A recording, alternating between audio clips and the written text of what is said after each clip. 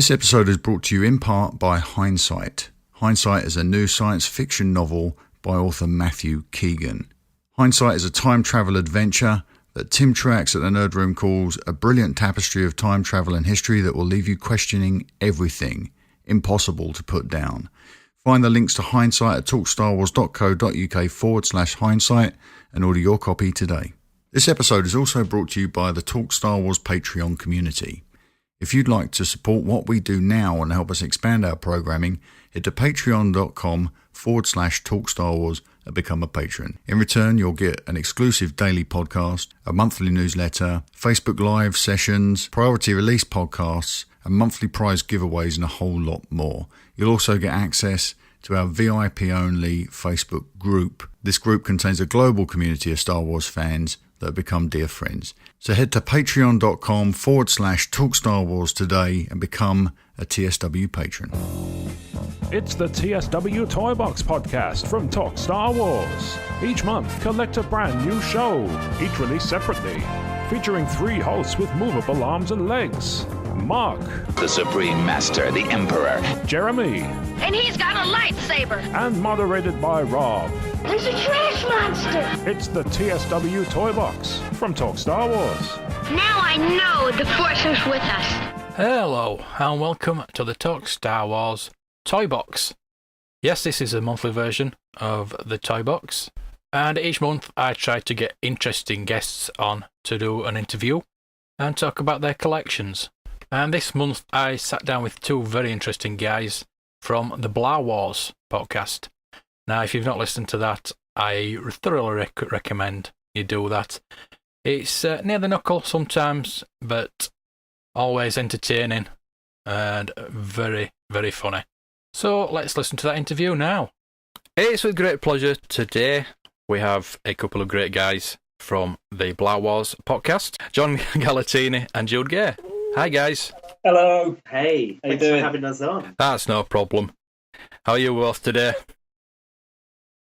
Yeah, pretty good. I've had a drive. I had about an hour and a half drive this morning. Left at 6:30 to get to John's. And just kind of wired on Red Bull and caffeine and coffee and croissants. Yeah. We don't usually work just ready to go, really. Really ready to just sit down and talk toys and Star Wars. Yeah. So for those who don't listen to the Blah Wars podcast, can you tell me all about it? Well, it's a podcast we've been running weekly since about May. It's about May this year.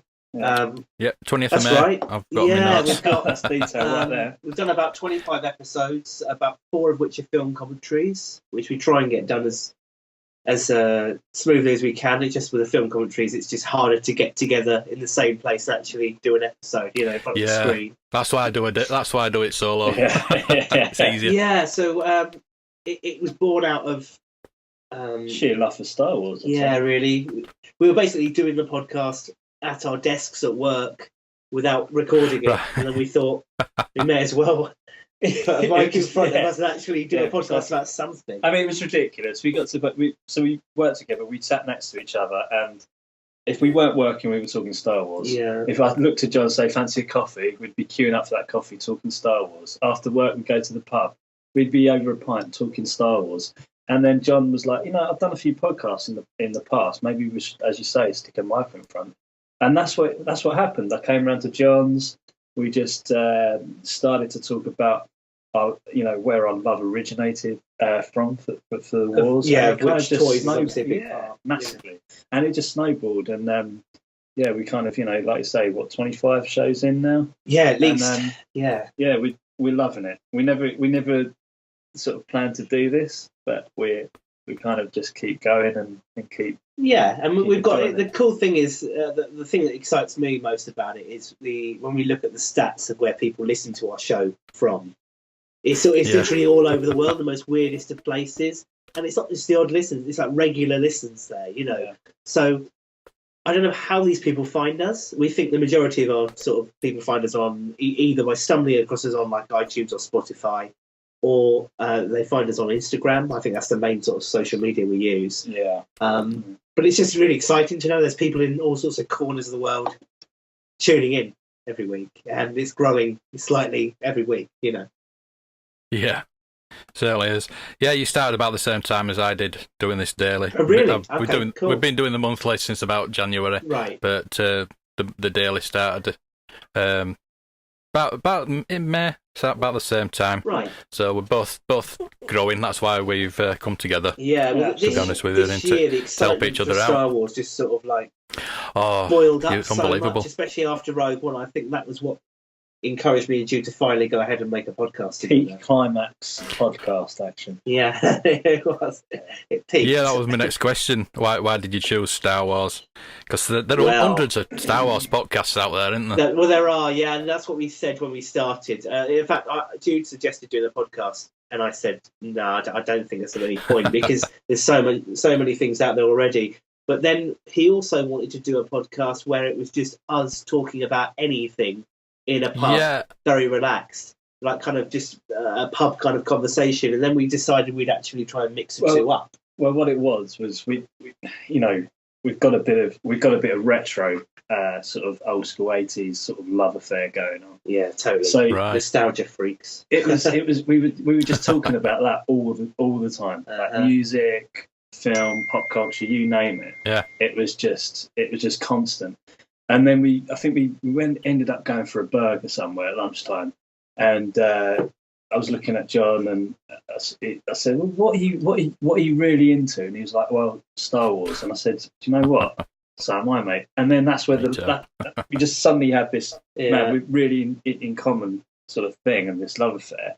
And then we started to scratch a little bit deeper, and it turns out John knew some really random deep facts that I knew only a true fan would know.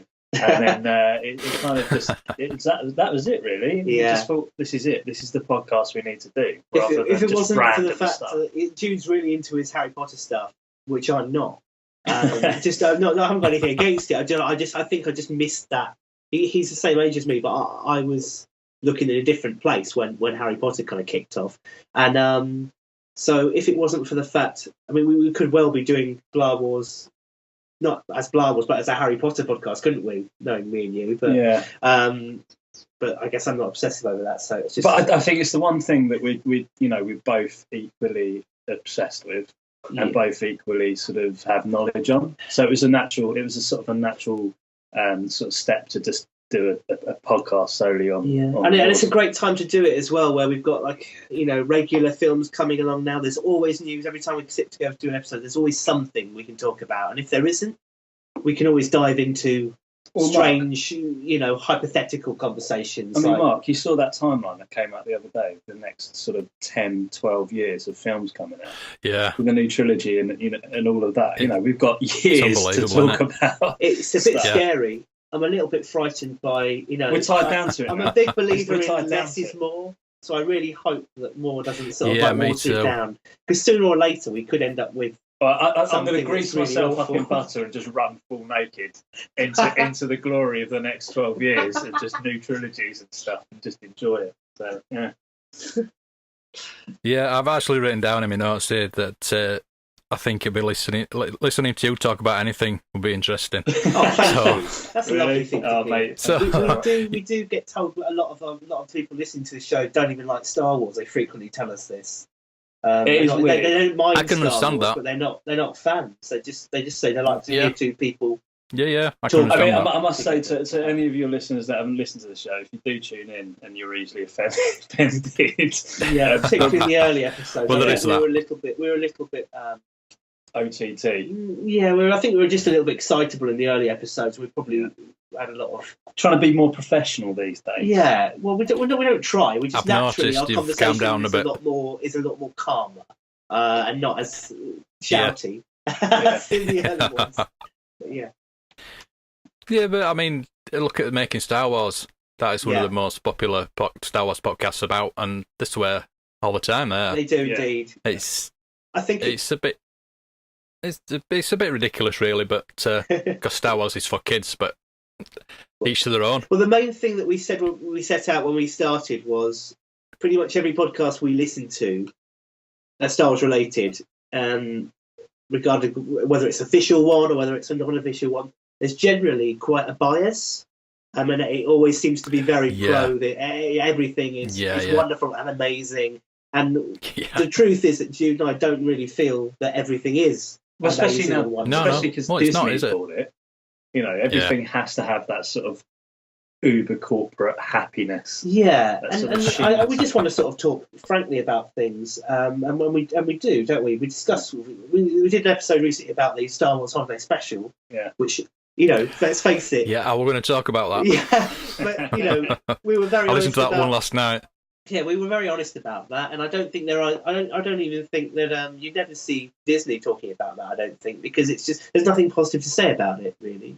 Oh no, it doesn't exist according to Disney. No, it's not canon. It's been wiped out. No. The universe. Unfortunately, I love it. By the way, do you? Yeah. Do you like it because of the nostalgic value, or no? It's so crap. It's good. It's so crap. It goes that far of the scale that it's good. Yeah, I know what you mean. Like Tommy Wiseau's The Room or something like that. It's just one of those great.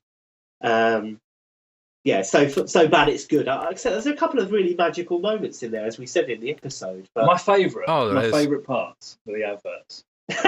My favourite parts of the adverts. Trailmaker thing. That Trailmaker. That is amazing. That Trailmaker thing with the pen. Do you know about that, Mark? Have you seen the Trailmaker before? Actually, when I first watched that, I thought I actually went on eBay to see if I could find it. I couldn't find one. You can't find it. And you've got no idea how it works. I think it must have got recalled. Really? Yeah. It was just invented by voodoo. Probably didn't work. Yeah. Yeah, weird. Yeah. I had a theory it might be like a metallic pen, and it was a really strong magnet or something that followed the... I reckon Mark just said it got recalled, right? So it didn't actually work when people bought it. So in the advert, it's just a guy under a table with a magnet. Yeah. And in post, they just drew the line on the paper. I just thought, what a missed opportunity for Star Wars merchandising though on that little... For now, if it did work, Sandcrawler or something. Some kind of... Exactly. Cool. Yeah, land speeder. Yeah, land speeder, great. Yeah. Missed opportunity there. Yeah. Yeah, the bit I like in it is Wookiee porn. Well, I mean, what's not to like about Wookiee porn? It's really weird, that sequence, which we didn't really go into very much. But yeah, this guy basically watches a kind of peep show. Chewbacca's dad sits in a hairdryer and watches a virtual reality show where a woman from not a different, race, but a different species is seducing him. And she's like going, "You like me? You really?" And he gets so excited. He's growling. I mean, he's really liking it. He's a dirty old man. He's Chewbacca's dad. Chewbacca's mum is still warm in her grave, and he's all over that. Yeah.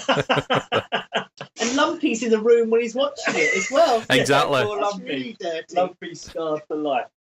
Oh man, that's who Snoke is. Lumpy, just strategically shaved. No wonder that the wife's wearing the apron. Yeah.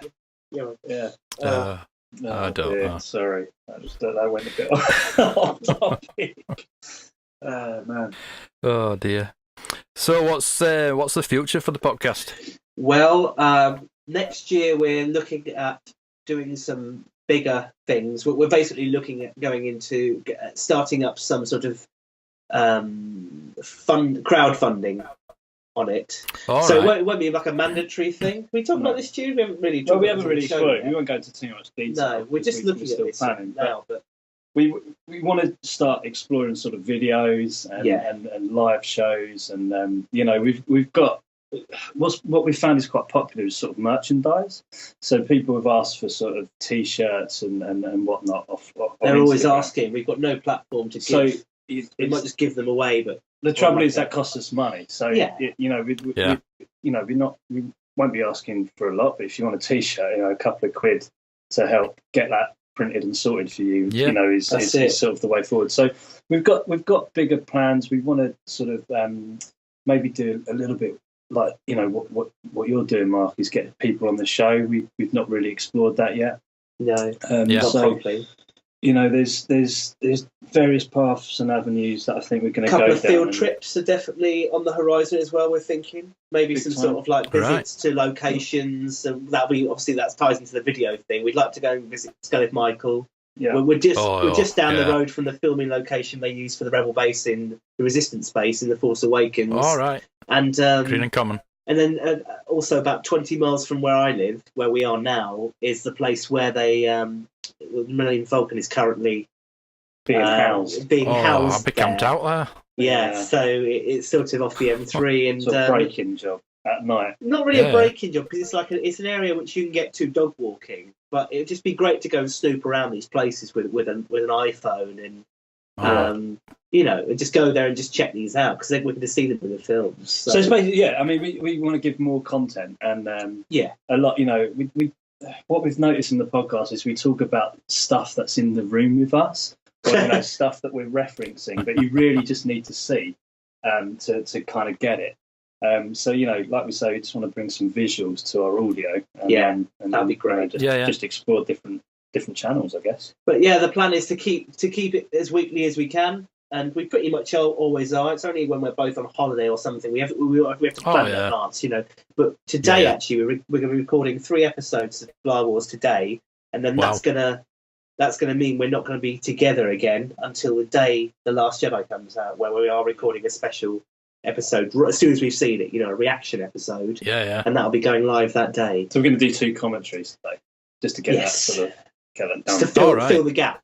You need to be together for the commentary. It really, we tried, didn't we? We tried a few weeks ago to do one over Skype, and it just didn't work. Sometimes we record the show over Skype. I don't know if listeners can even tell, but sometimes we are in different rooms. We're recording it off 2 computers, and then we put the audio tracks together and make a full show. But we prefer to do it face to face. But sometimes life is difficult, and schedules are busy, and it's difficult to get in the same room. But we've always made it one way or another, haven't we? Yeah, we have. We try.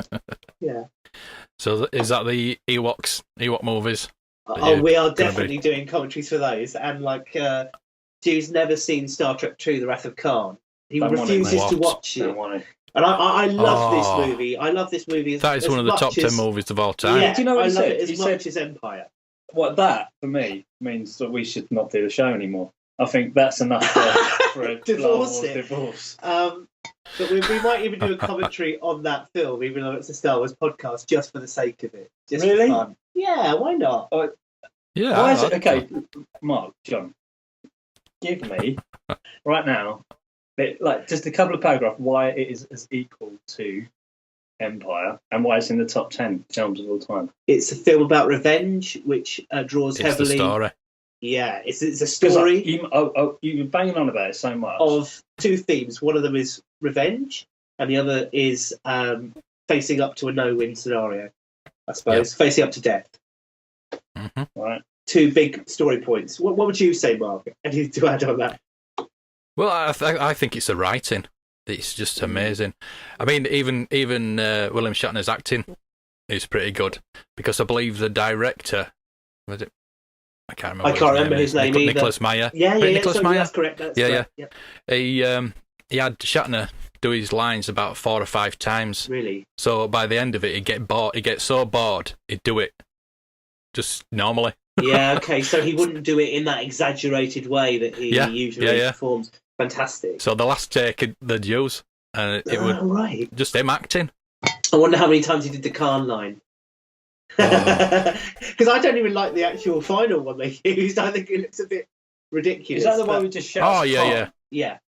So at the end, and it echoes. So they probably didn't use the last shot they did for that, because he just went, calm. Maybe you get him so angry you don't feed him all day. He's gagging for a cup of tea. He hasn't eaten, and he's got a splitting headache, and he's gasping for a cigarette.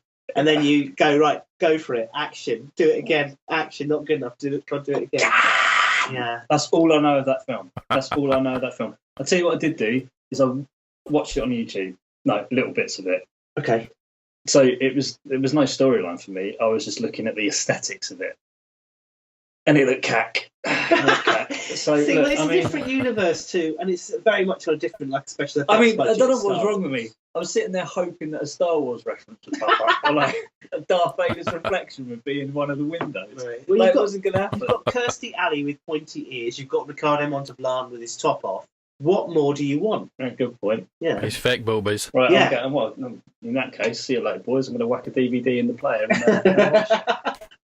Unbelievable. I think even the space battles are amazing. Yeah, I love The it. one at the And I end love is the just- score. Oh, the score. Oh, yeah. I had that on When vinyl. did it come out? 1982. 82. Okay, so similar time to Empire. Then. Yeah. Revenge of the Jedi. Yeah, nearly Return of the Jedi, but yeah. Okay, all right. Well, okay. I'll listen in and watch It's it. a magical movie. Okay. It's a really nice Sunday afternoon film. Don't you agree, Mark? Well, sorry to break it to you boys, but this is a Star Wars podcast. He's got us there, mate. He's got us there.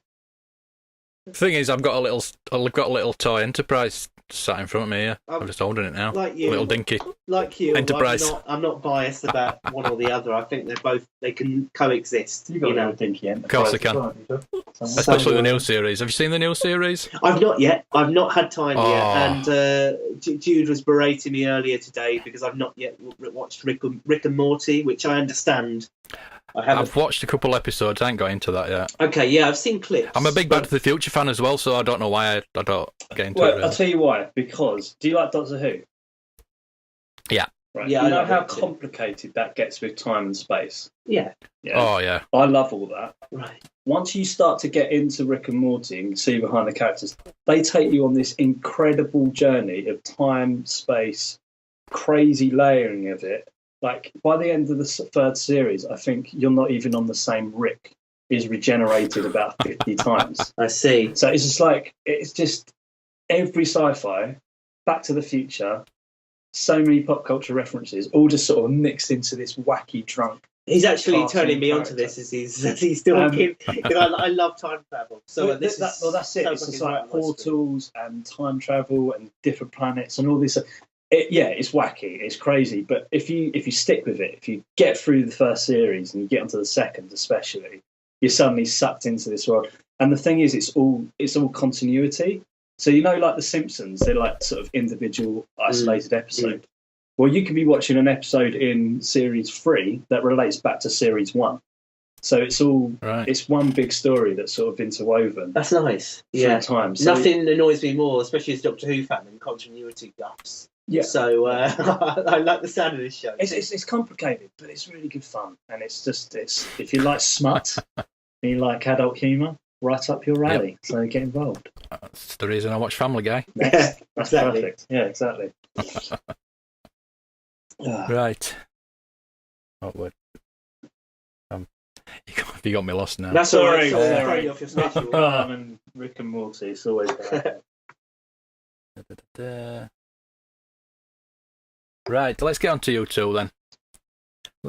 You tell the listeners everything about yourselves? Who wants to go first? risky subject, but you should go first, I think. Okay. Well, my name's John, and I am professionally, I'm a website developer. And that's how I came to know Jude, because Jude designs websites. Yeah. And Lovely. I got into Star Wars when I was about 8 years old. I remember watching The Empire Strikes Back from a very young age and being very excited by it. I think it was just like an LWT weekend sort of, afternoon showing of it. And got into Star Wars from there. In about 1994, it was all I was thinking about and talking about. And my parents, God bless them, were scrabbling around trying to find any kind of Star Wars related merchandise as presents and things. You got your And then- merchandise from an old man in the woods in black bags. That's what you told me. I did. You told me. I did. I went to. I briefly was in Scouts, and Right. He goes up to this old man's they house. said I was too old to keep going. No, I went to Scouts briefly, and I went to buy my uniform with my mum from this the dealer, and the dealer's house was sort of in the middle of nowhere in these woods. And when we went there, on his doorstep, as my mum was giving him my sizes, the subject of Star Wars came up, and he mentioned that his son had Star Wars toys in the attic. And my mum's eyes lit up and my eyes lit up. And then they actually arranged to buy those toys off him. And then that was our Christmas sorted out, basically. Yeah. And it was like a treasure trove of boxed Star Wars vehicles. There was no figures. It was all boxed, mainly Return of the Jedi and Empire stuff. If you can imagine the Christmas tree, John comes down on Christmas morning, and under the tree is just like black bags. Yeah, black bin bags. She didn't wrap them until wrapped. They were just in black bin bags. It was a pile of black bin bags, and we tore these bin bags open, and out tumbled the boxed Wampa, the boxed Tauntaun, the boxed Rancor, the Attack Walker. There was loads of little mini rig, the mini rig, mini rig vehicles, loads of those. So there was an Attack Walker, an unboxed one, and then they went down to this antique shop and they found a boxed Empire Attack, complete with a little seal. It was all brand new, and the little bag, with all of the backpacks and stuff. What happened to all that stuff? Well, we were kids, so you can imagine we didn't want to just keep it in the boxes. We got everything out. Sacrilege, mate. Yeah, but by the time I got to about 16, and the prequels had happened and all that good stuff, I'd amassed a massive collection of new and old Star Wars stuff, and mainly sort of beaters when it came to the figures, like the stuff I found at boot fairs. But I got to that age where I was really enjoying my rock and roll. I still have guitars, but I really was getting into roll. Yeah, I was used that phrase since the 50s. I was spending all my time making music on my computer and stuff, and playing guitar and things. And I needed money. I needed to buy an amp, and I wanted to start a band. So I literally sold everything as quickly. Yeah, I literally sold everything as quickly as I could for as little as I could, without any kind of. Because I think the thing was, the prequels came along and completely turned my love of Star Wars off, and I lost all of that. I lost all of that love for the nostalgia of the toys, and that went away. I sold everything. Your love for Star Wars was like a candle, and the prequels urinated. Yeah, before the Force Awakens came out, all that love for Star Wars came back, and I started to slowly. I think, Mark, you should just play again. Coldplay just over the top of it. Just some really sad music as it's soaking, just to kind of get the emotions going. Unbelievable. Yeah, so I really regret that. I do regret that, I had a boxed Attack Walker mint condition that we've sort of ruined. We didn't ruin it completely. I mean, we just, we crinkled up the instruction booklet, and, the box got a little bit weathered and things like that. So, yeah, I didn't really look after things, but we were excitable kids, and we just really wanted to play with Star Wars toys, and we weren't really that into the modern ones at that time, the steroid action figures. So that was why we went for the old stuff, I suppose. Atatics. I can't even say it. Yeah. Atatics. These ones, look. The size of his hat. Sorry, we were just looking at this this amazing Star Wars toy book. It's a Jeffrey T. Carlton book, the Star Wars Toys: A Super Collector's Wish book. I don't know if you've got it. It's one of those kind of complete figure guides, but we just had it open anyway.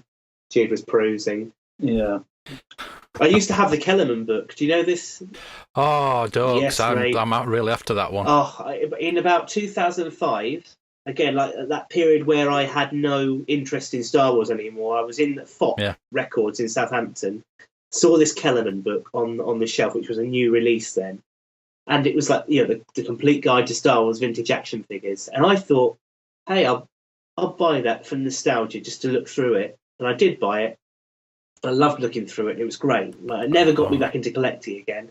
And in about 2010, I was having a bit of a clear out. And I saw that book and I thought, get rid of this. There's no need for this. Wait, I put it on eBay, 99p, and within days it had reached like £300. And I was like, I then realised that this book was really collectible. And I had people from all over the world getting in touch with me saying, will you ship to here? Will you ship to here? And it made me realise that, by that point I couldn't even take it off because it was already online. It was already a valid auction. No, I had to sell it for the final price. It sold for about £310. But I was very glad for the money, but I was kicking myself. Should have held on to it. Yeah, I think one was listed the other day for £12,000.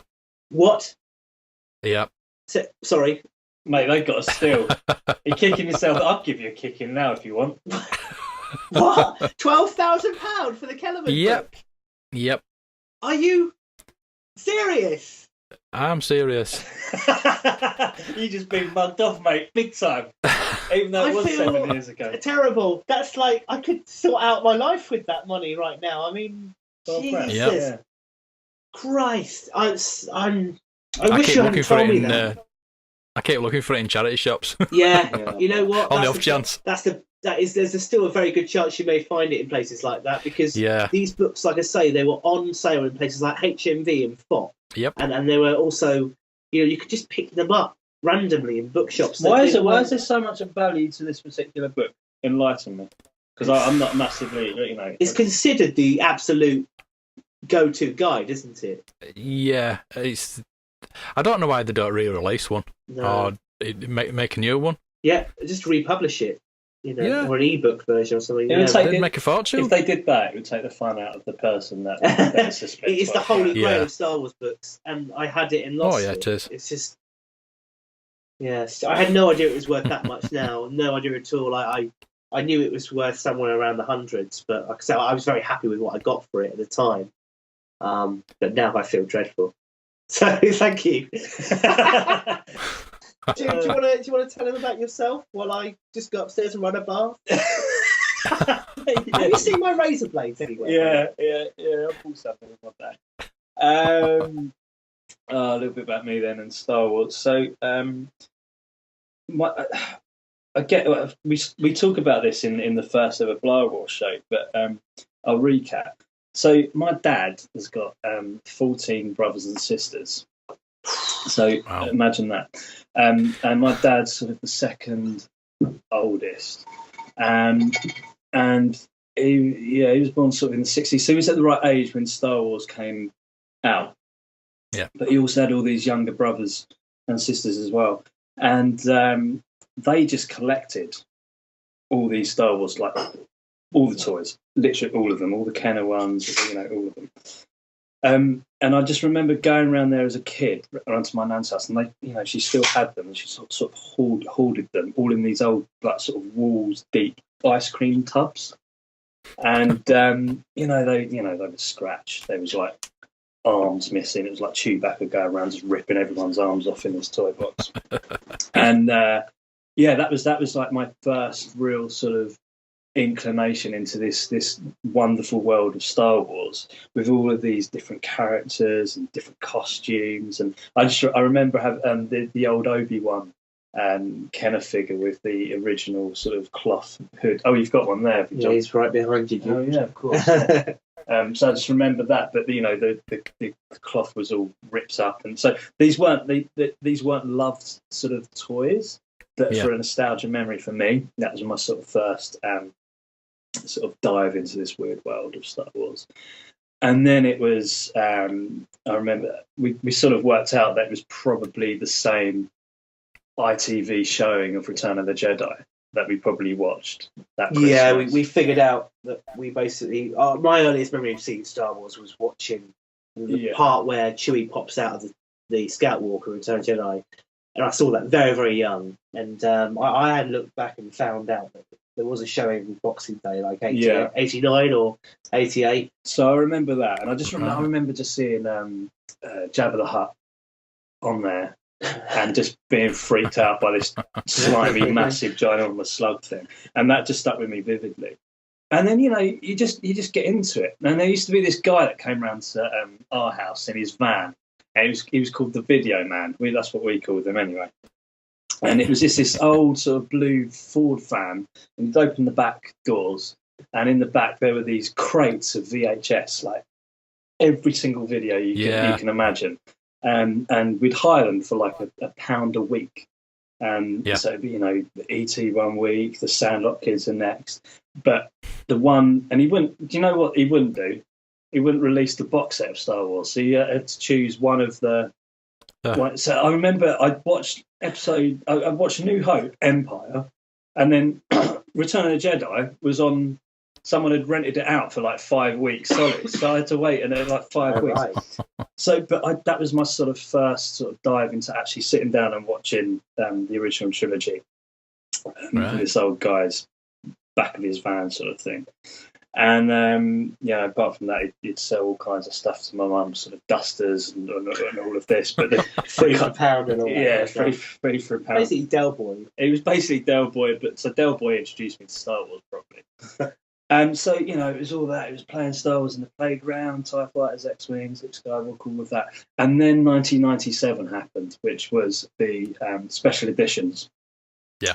And for me, it just hit fever pitch. Went up to Toys R Us, and in Toys R Us car park, there was a life-size X-Wing that you could queue up and sit in. And me and my friends sort of... It just took us to another level. And next to that car park in Rochester, where I grew up, there's an airfield, and Rochester Airport it is, and there were just planes taking it off. And in my mind, as a child, I was sitting in this X-Wing, just imagine that these planes landed and taken off were like sort of TIE fighters, and I was shooting them down. So I was, that was like peak. Okay, I'm a fan now. I'm a fan. And then I was in Smith's and I saw Star Wars magazine, and I saw pictures of Liam Neeson and Ewan McGregor on the front cover. And I was like, hang on, what? New Star Wars film coming out? And then that was it, prequels. Now, John, he went the opposite way to me. He went, I'm not having that. I don't like the prequels. Forget it. Well, I was very excited for them. I've got to say, I remember getting Star Wars magazine, which was quite new at the time. I remember there was one very early issue of that. There was like a big countdown saying like 365 days to go. And it was inside. There was photos of the set, the Anakin Skywalker's home. Yeah, the child Anakin Skywalker, and I just looked at that and just.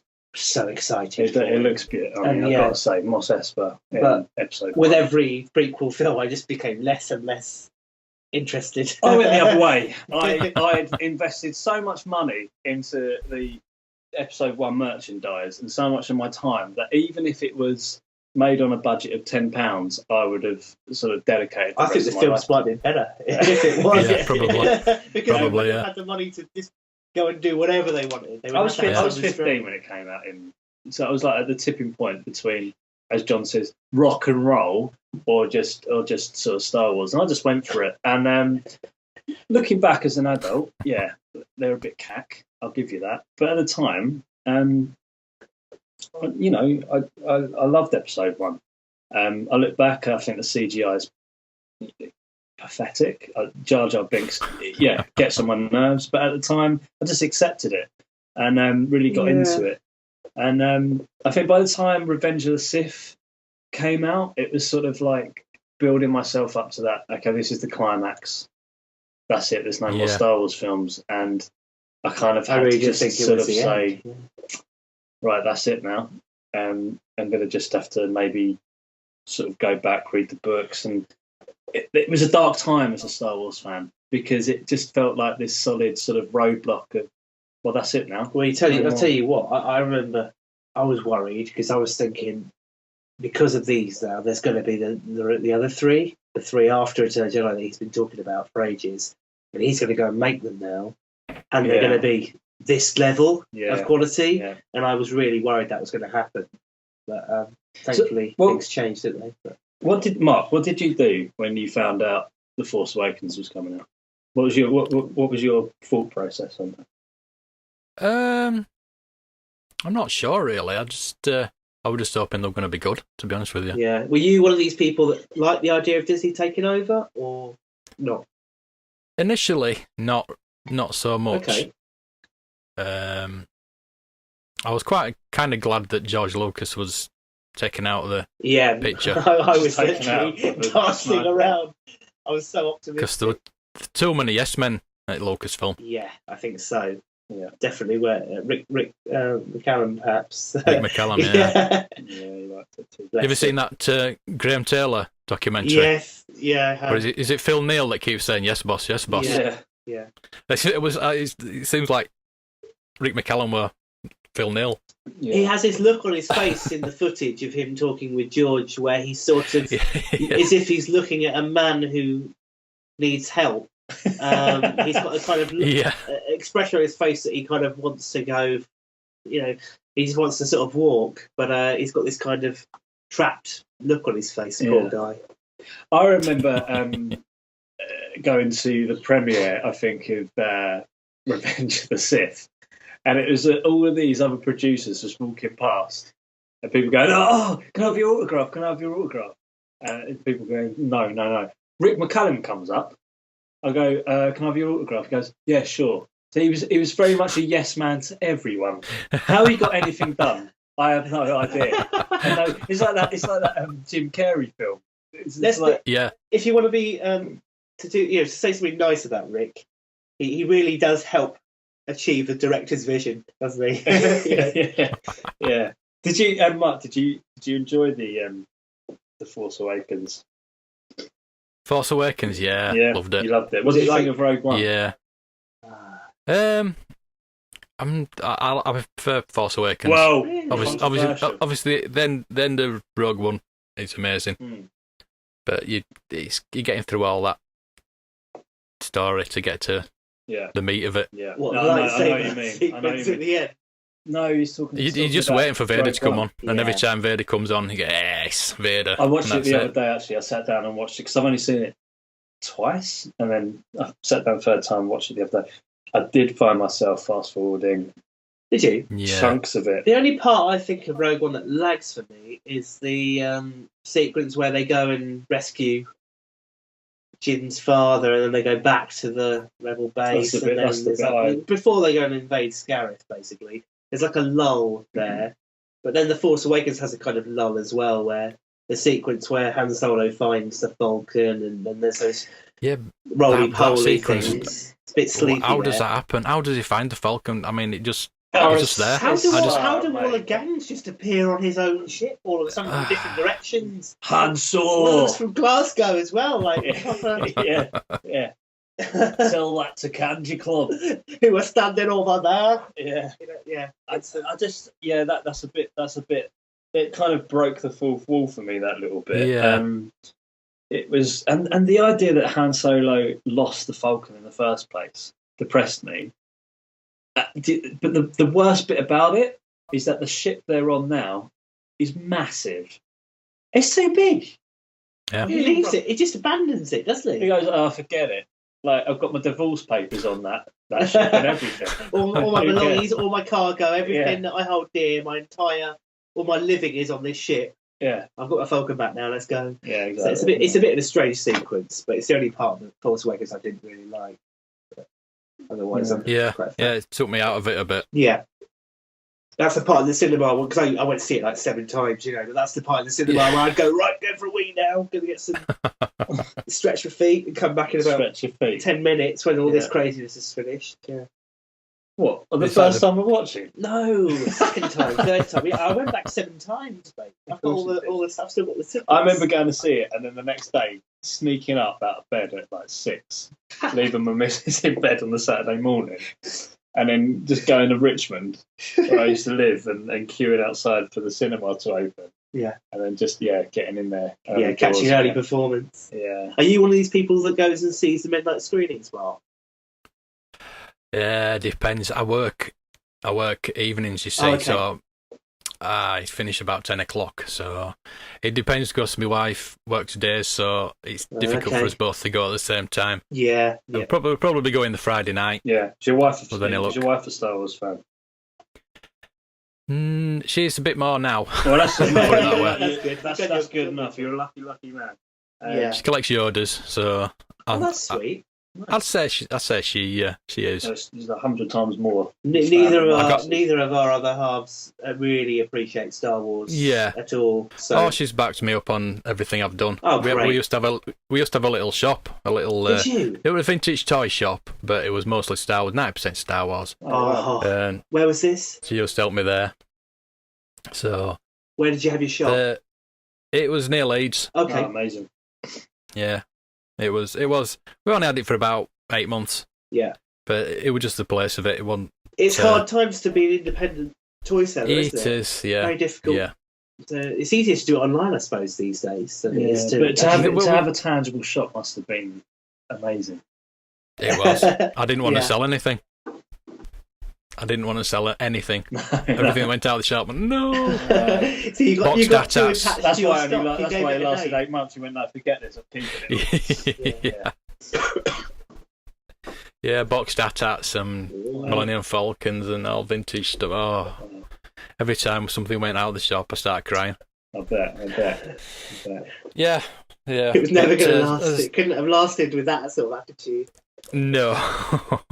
We did pretty well, but as I say, it just wasn't in the right place. Yeah. But we tried to go back online. We did online for about 2 years, and I just had a basement full of stock, so I just sold it all. Right, okay, yeah. I've still got, you wouldn't believe, I'm in the basement now. This is where my podcast studio is. Yeah. And I'm just surrounded by Star Wars stuff. You just wouldn't believe. It's like a little museum down there. It's, yeah, you can call it that, yeah. It's like the Rancho Obi-Wan of Leeds. That's how you should brand it. Yeah, I've seen. I used to be a member of Echo Base. You know, the Facebook All right. trading group. Yeah. And I say used to be a member. No nasty reason for that. It's simply because I left Facebook. So unfortunately, you leave Facebook. Right. The only thing I really miss is Echo Base, which I love. Well, we went down there to Echo Live. See, I'm out month. of the loop now. I don't know what's going on. I need to get in touch with some of the people I made friends with again and make sure I might even just open up a new Facebook account just for the purpose of using Echo Base, because those guys are great. And if you're not familiar, we've got a Blah Wars account. You can just use that. Yeah, probably. Yeah, I should do. But they go on to Talk Star Wars ToyBox group as well. Yeah, course. But they definitely need to join. In fact, everything. I should just add you now, because I know you messaged me via Facebook. Yeah, and but I used to get my bits and bobs from them, and I used to see so many beautiful photos of people's homes where they were lucky enough to have a whole room, maybe their whole hallway or attic dedicated to Star Wars stuff. And the guys on there, are, yourself included, probably very serious collectors, mint on cards. I mean, like literally getting everyone, all the tri logos and things like that. Yeah. So I could never really get that far into Star Wars collecting. I'm very satisfied by collecting loose mint figures and putting them in a cabinet. That's. It's a lovely all cabinet. Those, I'm sitting next to the cabinet, and it is beautiful. But I had something similar to that. That my missus gave me an ultimatum. She said, testicles or Star Wars figures, and I said, I like my testicles. I don't want to be castrated. Thank you very much. So that was the kind of chat we had. So all my stuff is actually at my parents' house. I'd have to think about that one. No, I bet, mate. I bet. It's you kind of have to go away and have a walk around a lake. And contemplate for a little bit, pace around the hallway, and then come back and make a decision. But look, unfortunately for me, I've got the odd sort of Star Wars sort of poster up, or little quote or something quite. You have to be a fan to understand what it means. But all my stuff is in my parents' attic in boxes. But we're actually going to do a show soon where we're going to go to my parents' house in a car and raid the attic and just start pulling out various treasures that do you know what? I went there the other day, and there was a point where I was collecting Coke cans and Pepsi cans and sort of Pringle boxes with special Star Wars prints on there. I've just got half the attic looks like a recycling centre, with just Star Wars logos all over it. Is that stuff actually worth anything, though? Well, probably not, but for me it's sort of memories of... It was hoarding stuff. I used to do the same. If it had a Star Wars logo on it, I'd cut it out and put it in a scrapbook or something. Have you got any episode 1 spaghetti? Do you know what? I think Candles. I haven't got the tin, but I've kept the... They are worth a fortune. Are they? Wow. Yeah. Oh, I remember seeing those with the spaghetti shapes, with like Anakin Skywalker's head, like little with the it was Phantom Menace stuff and Darth Maul and stuff as spaghetti shapes. I remember seeing those. Oh man, tomato sauce. Yeah. We all collected the pog. Do you remember the pogs you got from the what Tazos? Well, Tazos. Yeah, that's it. They were like the pogs, weren't they? That's the Tazos. Right, yeah. We all collected those, thinking those would be worth something one day. Nothing. But there were. Everybody's got those. Yeah, exactly. There were so many of them out there. everybody's sent off for that Mace Windu figure, and everybody's got those. Yeah. But if there's things like the spaghetti that's worth the most. It's ridiculous, isn't it? It is. Well, it's funny, these things, right? You know, so to bring Rick and Morty up again, but in an episode of Rick and Morty, he goes this alternate universe where you can buy a dip from McDonald's from the Mulan movies. Oh, right? Yeah. Heard about this. Yeah. They did a special release on this thing, and there's only a few of these dips left floating around in the world. After the Rick and Morty episode, someone put it up on eBay, right? And this fan drove his expensive car all the way to this girl's house and swapped his car for it. Swapped his whole car for this tiny little dip because he wanted to taste it. I hope it was worth it. I hope it was in date.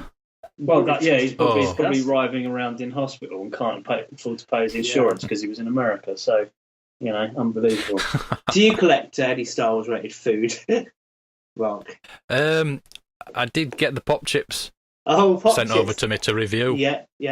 Did you eat? They kindly sent me a box full of pop chips for review on the podcast. Oh, lovely. And they are delicious. I did see some bags of those in Waitrose. They've got they've got two flavours. Well, I didn't see what flavours they were. Though I remember seeing Ray was on one, Ewok and Bantha. Kylo ran on the other. Yeah. Well, have you seen the Dole Bananas? No. They've got the Star Wars stickers on. Oh, really? Okay, cool. So they're very collectible. I'm just loving it at the moment. When I go to the supermarket, there's Star Wars everywhere, and like it's subtle as well. Cereal. What should we be looking out for now? Is there anything sort of now for? Apparently, the pineapple stickers are very rare. Pineapple stickers. Yeah. Star Wars related pineapple stickers. Wow. Amazing. In terms of like when a new film comes out, so we got The Last Jedi coming up. Do you get an inkling of what's going to be uber collectible for a brand new film? It's like when The Force Awakens came out, there was the BB-8, the Sphero BB-8. Yeah. That was the most popular item. I suppose it'll be Pogs this year. Right. But what makes it like 20 years down the line, like the sort of uber collectible? What makes it It's not going to be like the vintage lines, obviously, because even though they were mass produced, these are really, really mass produced. Yeah, true. Is it just it's just rarity of it, right? So I saw the other day that there's a Luke Skywalker figure on for The Last Jedi Black Series. He's got a melted face. Which is like one or two of the these. wonky eye. Yeah. And it's just like people going mad for this stuff because it's a defect. And people want a defect, apparently. Well, when it comes to the vintage figures, like one of the hardest to get hold of, which thankfully I do have, most serious collectors have him, but Yak Face, the reason why he's so sought after is because it wasn't released in America, only in the Europe, because it was the end of the line, and the line was Canada and that was it. Yeah, Canada and Europe. Yeah. Yeah. So very sought after. It's not rare. It's not rare at all. No, but it is. It is. Exactly, it's not a rare figure, but it's a figure that many people didn't get. Yeah, and the other crazy thing is that shortly after the buzz for Star Wars died down, so many toy shops were flogging, vintage Star Wars figures, in the sale rail, so to speak, in the bargain bin. Yeah. I mean, it's. I guess you've got to spot that when that's happening with the new stuff. Yeah, and that's the time to sort of make a killing. But then again, like you say, everything's mass produced now, and maybe it doesn't have. It's like the Black Series. Yeah, I mean, the £25 to start off with. Yeah, and then they're like £14 in a year's time or something, aren't they? Or tenner. Well, no, I found mine for £6. Blimey. Home bargains had them for £6. Yeah. Even Disney Store, I got two. I got Direct to Krennic. Wow, £6. That's pretty good. My god! And 3PO for £6. Wow. I've got a mate that he runs the Black Series online Facebook page. Oh yeah. He's called Dave Dunn, nice bloke. But he put a photo up of his what he calls man cave on Instagram the other day. I think look for it. It's Black Series UK or something on Instagram if you're on there. Yeah. And he's just got piles and piles and piles of this stuff. I imagine him going to the bank and saying, "Can I have a loan, please?" They go, "Yeah, sure." He likes to buy duplicates and repaint them, and also custom as well. All doesn't right. he? He does all Yeah, that you sort should of stuff. you should hook up with this guy. Yeah. I'll try and introduce you guys, and definitely. he's a really Would be a really good good guy. guest. But he runs the whole Black Series UK on Facebook. Yeah. So Well, I do collect the Black Series as well. Yeah. I've got most of them signed They're- by the actors. Oh, lovely! They're so nice to look at, wow, regardless of their value. They are beautiful pieces. Yeah. They look great. I like the packaging. I think yeah. the packaging's been Oh, yeah. really well designed, It's really and especially stuffy, if no matter how you stack them. If you stack them on the side and you've got the numbers, Yeah. you can kind of, if you're missing a number, it kind of, there's something in you that goes, I need that. I need that number 7 because I can't. 6, 8 just doesn't feel right to me. Yeah. And Mark, I know you're interviewing us, mate, and it's your show, but I did have one question for you. That's fine. Let's just say you get shipped off to a desert island, right? And you have to take one Star Wars collectible with you. What would it be? Now you're asking.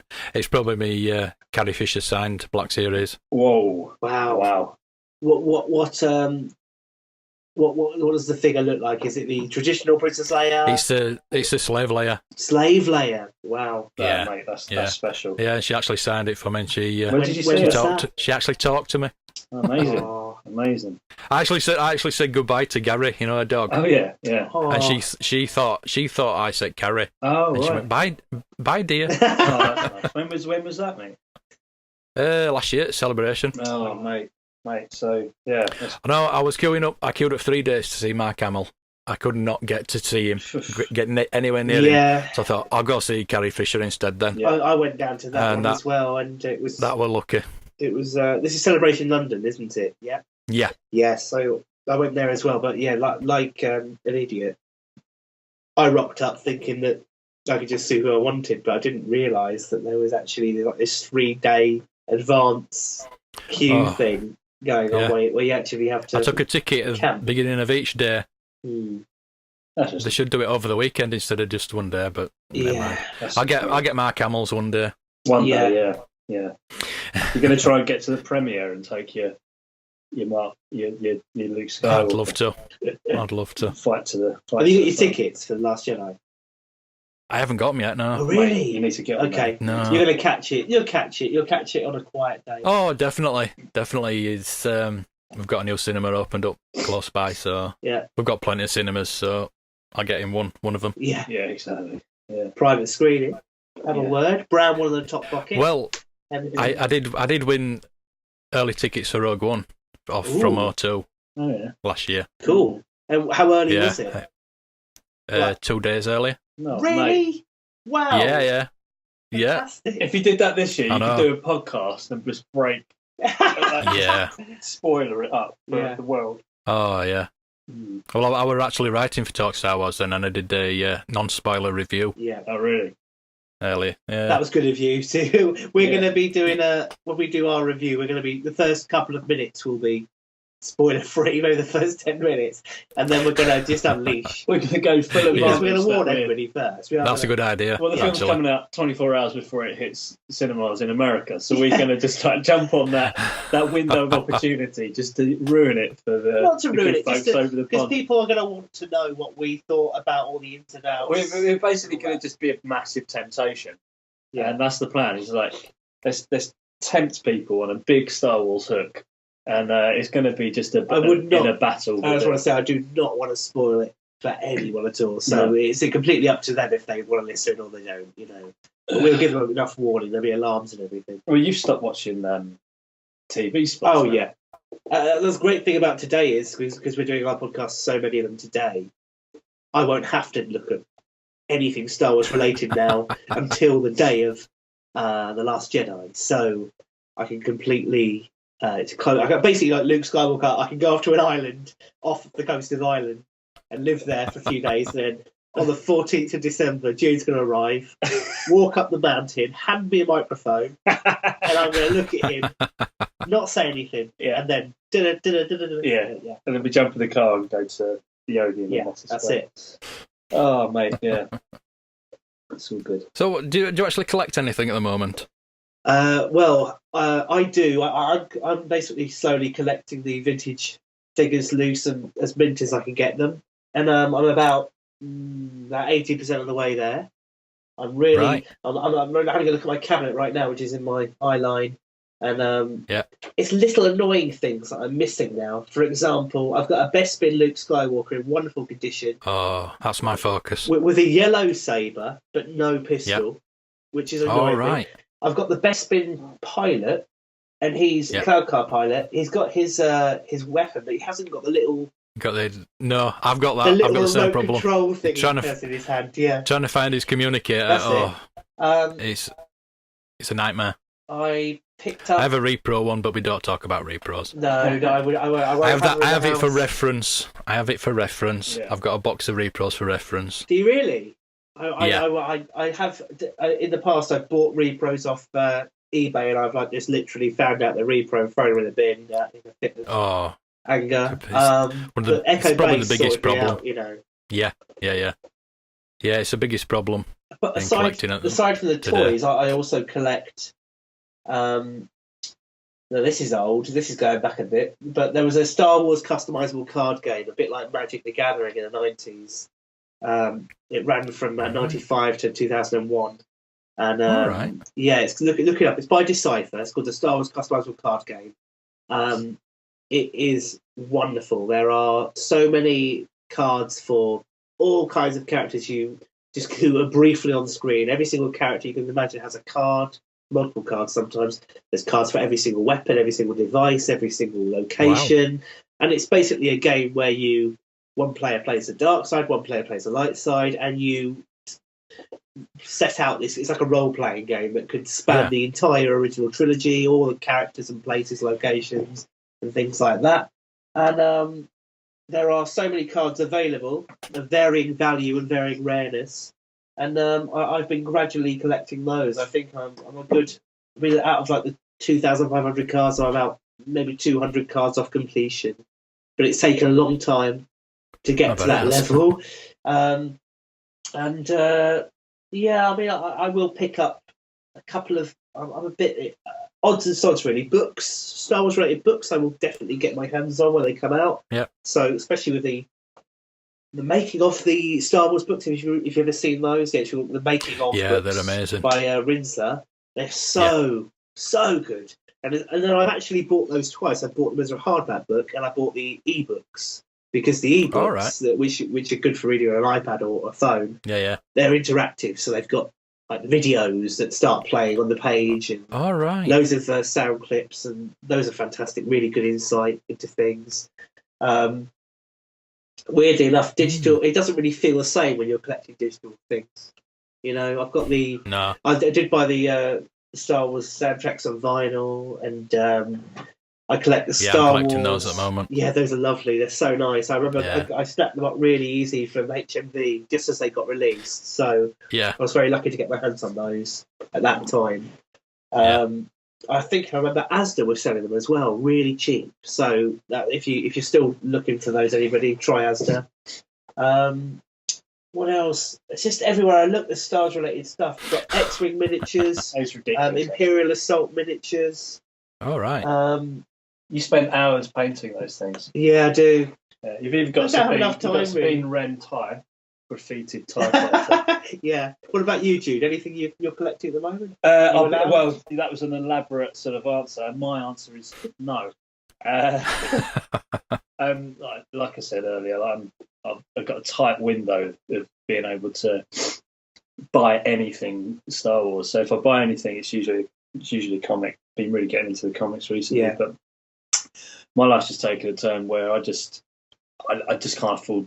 I can't afford it, and there's other things that I need to spend more money on. But I'm sure in the future, with a little bit of patience and sort of arm twisting, I might be able to get all my old stuff out of my parents' loft attic and then get them into my man cave and then carry on. Yeah.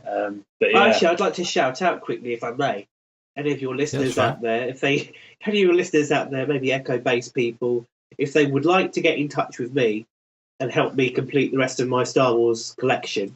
Basically, I'm looking for loose, as mint as possible figures and some accessories.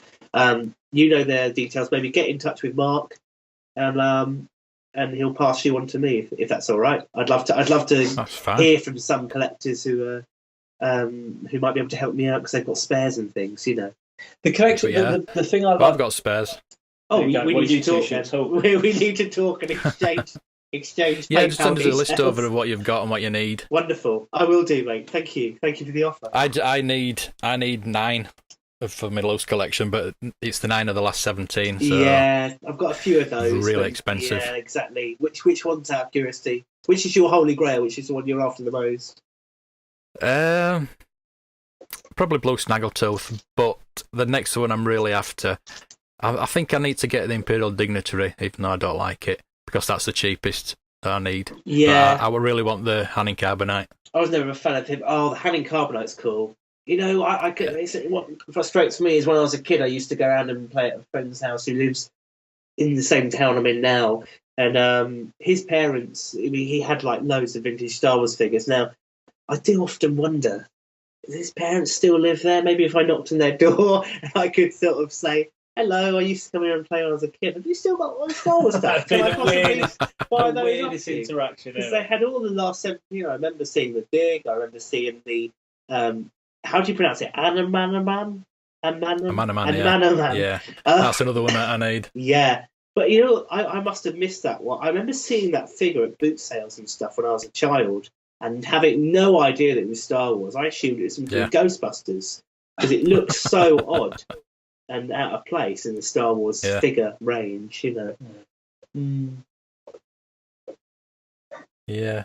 As I said, there's 9 that I need. I think that the most expensive is going to either be the Yak Face or the Blue Snaggletooth. Right, okay. How much do you think they go for? They're about £300 each. Yeah. Loose. Right. Yeah. Do you watch any of the auctions? I do. What, on eBay? No, the like Vectis and Hawks. Oh no, I don't. Did you see? No. Did you see the one last week where in the Hawks in America, the DT Saber Obi-Wan? No, I didn't see that. Carded figure. Heard about it. Wow. $74,000. Who's buying that? Who's buying That's what I was saying on yesterday's podcast. So there's only like a famous either a rich person or a famous person that's got the money for that. Yeah, definitely. But it's just they're ruining it for genuine collectors. It's probably that's their only piece, and it's now part of a coffee table that they've sort of whittled together in a DIY shed. The thing is, though, there were 13 bids. Really? Wow. So it must have started really high then. Who owned it? Where did it come from? I'm not actually sure where it came. It came from. I forgot what the guy's name. Came from a collection anyway. I think Michael Hawkins or something they called him. Right. He had a really big collection. 74 grand. I mean, a DT Saber Ben Kenobi is rare anyway, but to find it on a card as well, it's impossible. I don't know how many there are in the world. Yeah, not very many by the sounds of things. I mean, I've never seen a double telescopic lightsaber figure with my own eyes before. It's just something that I will never see, I don't suppose. And they're not the kind of thing you're going to find at a boot fair or anything like that, is it? You're never going to fall across one of them. You never know. Well, I guess maybe if you were lucky enough to find like a collection of Star Wars toys that had been very well looked after by a child that really didn't care too much about them and didn't play with them, and you may find a pristine double telescoping lightsaber figure loose. I mean, but yeah, the carded stuff. It just every time I see one sold, I just think there's a finite number of those in the world, and there's another one gone. Or things like that. So, but the trouble is, the money will just keep going up. Yeah. So the more they're bought, the more impossible it is. Yeah. That they'll be re-released. I know it's. I can see something going for $1 million soon. Yeah. It's we're getting to that point. I mean, that painting, I forgot what it was now, Da Vinci painting sold the other day for... 400 million, was yeah, it? something like that. Yeah, just obscene amount of money. People, man, for they've art. got. If you got too much, if you got that much money, How many people could that feed? I'm not saying like let's all Right, let's feel get bad moral- about let's get our moral now. spending. Moral. Yeah, but people collect because they've got disposable income to collect with. I don't think anyone's at the stage. Well, hopefully no one's at the well, stage they where collect they're- because of that, and it's more than that. Who's got disposable income of that much money to buy paintings? Well, you spend your money what your heart desires. Right? Yeah, I suppose. So, but mind you, that's more an investment. That's like buying it's not like buying a house at all. It's like buying an estate of beautiful houses, that kind of money. But I suppose the Star Wars toys, to many collectors, are an investment. You know, they're not. They will only increase in value if they're left and looked after well. You know, so it's a bit like putting your money in shares, but a bit safer. Well, it's like you said, there's a finite amount of these carded figures about, and the glue is going to disintegrate, and the cards are going to... The plastic bubbles disintegrate. The bubbles are going to fall off the cards. I mean, they're going to be 40-year-old next year. Yeah. They weren't built to last that long. No. So they do need looking after. They will turn to dust. That's another problem in the collector community is U-grading, where people send their damaged bubbles and cards off to get ripped out and just a loose figure graded. I know. And grading companies are still doing that. We're trying to get them to stop Where do doing you it. stand on grading, by the way, Mark? Just from one collector to I'm another? not a fan. No, me neither. I'm not a fan. You find most collectors aren't fans of grading. I think it's just dealers that get them graders because they know they're going to get a lot more money. Yeah. If they've got an actual dealer's opinion of how much something is worth, it's been put in a little plastic box and all that. Yeah. I mean, the carded figures, maybe I can just about see that, but the loose figures, I don't know why you get those graded. No. Yeah. Unless it's something like a blue snaggletooth or something, something that you might think it could be fake. Yeah. But having said that, though, the graders are not perfect. They're only human. Yeah. And they do make mistakes. Yeah, of course they do. Do you know about Toy Tony? No. No. There was a guy, he still deals in Brighton. Right. And he bought a load of card backs and bubbles and whatever from Palitoy when they closed down. I know what you're talking about. Yeah, I've heard about this guy. I've read news about him. Yeah. And he bought figures. Second-hand, not always mint figures. Yeah. And paints them up a bit. Irons them. Yeah. The boxes Irons shut. Iron the bubble onto the card. Yeah. And sells them as mint figures. Yeah. And it were doing that for over 20 years. What a crim. He's still in business. AFA actually graded them as proper. Oh my god! Figures. So these things are out there now. Yeah. So these are basically worthless. Well, are they worthless? The point is, people believe that they're actually not. They're of value. People actually still look for Toy Tonys. And now it's amazing. The notoriety that he's attracted has made his actual products, his knockoffs, collectible and valuable. That's mad. That's just mind-blowingly crazy. But that's what makes me. Well, it's like bootlegs. Yeah. Oh yeah, the bootlegs. These are great. I'm glad you brought that up because Star Wars bootlegs are the wackiest, strangest thing, and they're so crazily expensive as well. I mean, valuable now as well. These really horrible, the tacky, Turkish ones. Yeah, Turkey knockoff. It's like Ozai. they're called. They've got funny names like Starman. Like the brand of toys is called like Starman or Headman. Headman. That's it. Headman. Yeah. There's got to be a collector out there that just collects and specialises in bootlegs. Yeah, there are. There is. Yeah. People love them. They go for more than normal figures. I've got to show. Jude's probably not seen these, but after we've done our interview today, I've got to Google and show Jude some of the wacky knockoff stuff that's out there. That I remember going into I can't believe we actually did this, but when I was about 16, my parents decided it'd be nice to take me and my brother away for a weekend in, wait for it, Blackpool. Now, I don't know why they did that, because it's just I came from like a middle class family near Southampton, and Blackpool seems completely at odds. But I was actually really up for the kind of seasidey, old fashioned holiday, so we went down for a weekend in Blackpool, and I remember going around the shops, and this was about I was 16, so maybe about 2001, 2000. And I went into the shops, and there was loads of Power of the Force figures in there that I'd never seen before, like R5 and various different versions of the main characters. And then I remember looking at these and noticing that I was looking at a Princess Leia action figure inside an R5 card, and basically, they were so convincingly done. It was as if the cards were definitely real. The bubbles were definitely real, but they had been all mispackaged.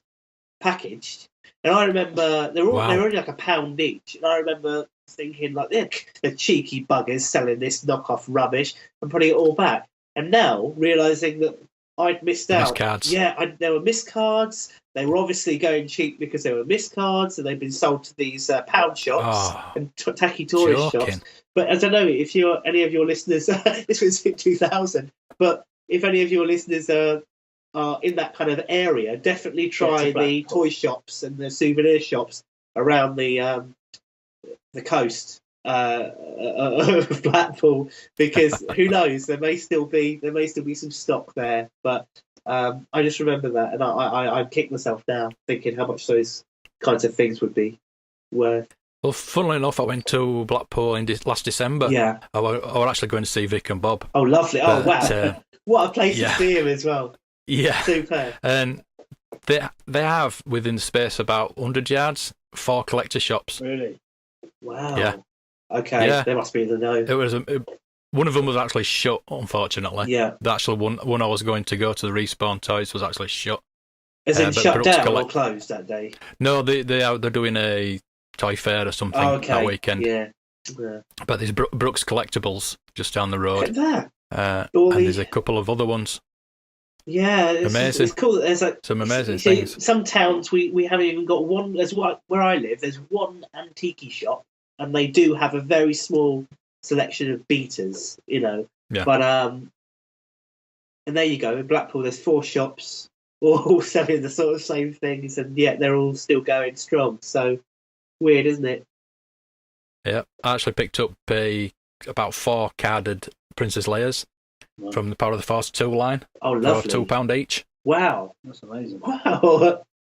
And that were the ones with the movie slides in, so they're actually worth quite a bit more. When you buy these things, do you try not to give anything away, like you know what you're doing? You sort of nonchalantly go up to the counter and go, we've all done it. Just those, please. We've all done it. I do feel an enormous amount of liberal guilt when I'm buying like a vintage Star Wars figure that I know is worth a lot more than I'm actually getting for it. Yeah, but especially in charity shops where I'm buying like Star Wars. You basically Han Solo for the day, smuggling bounty. Yeah, I suppose.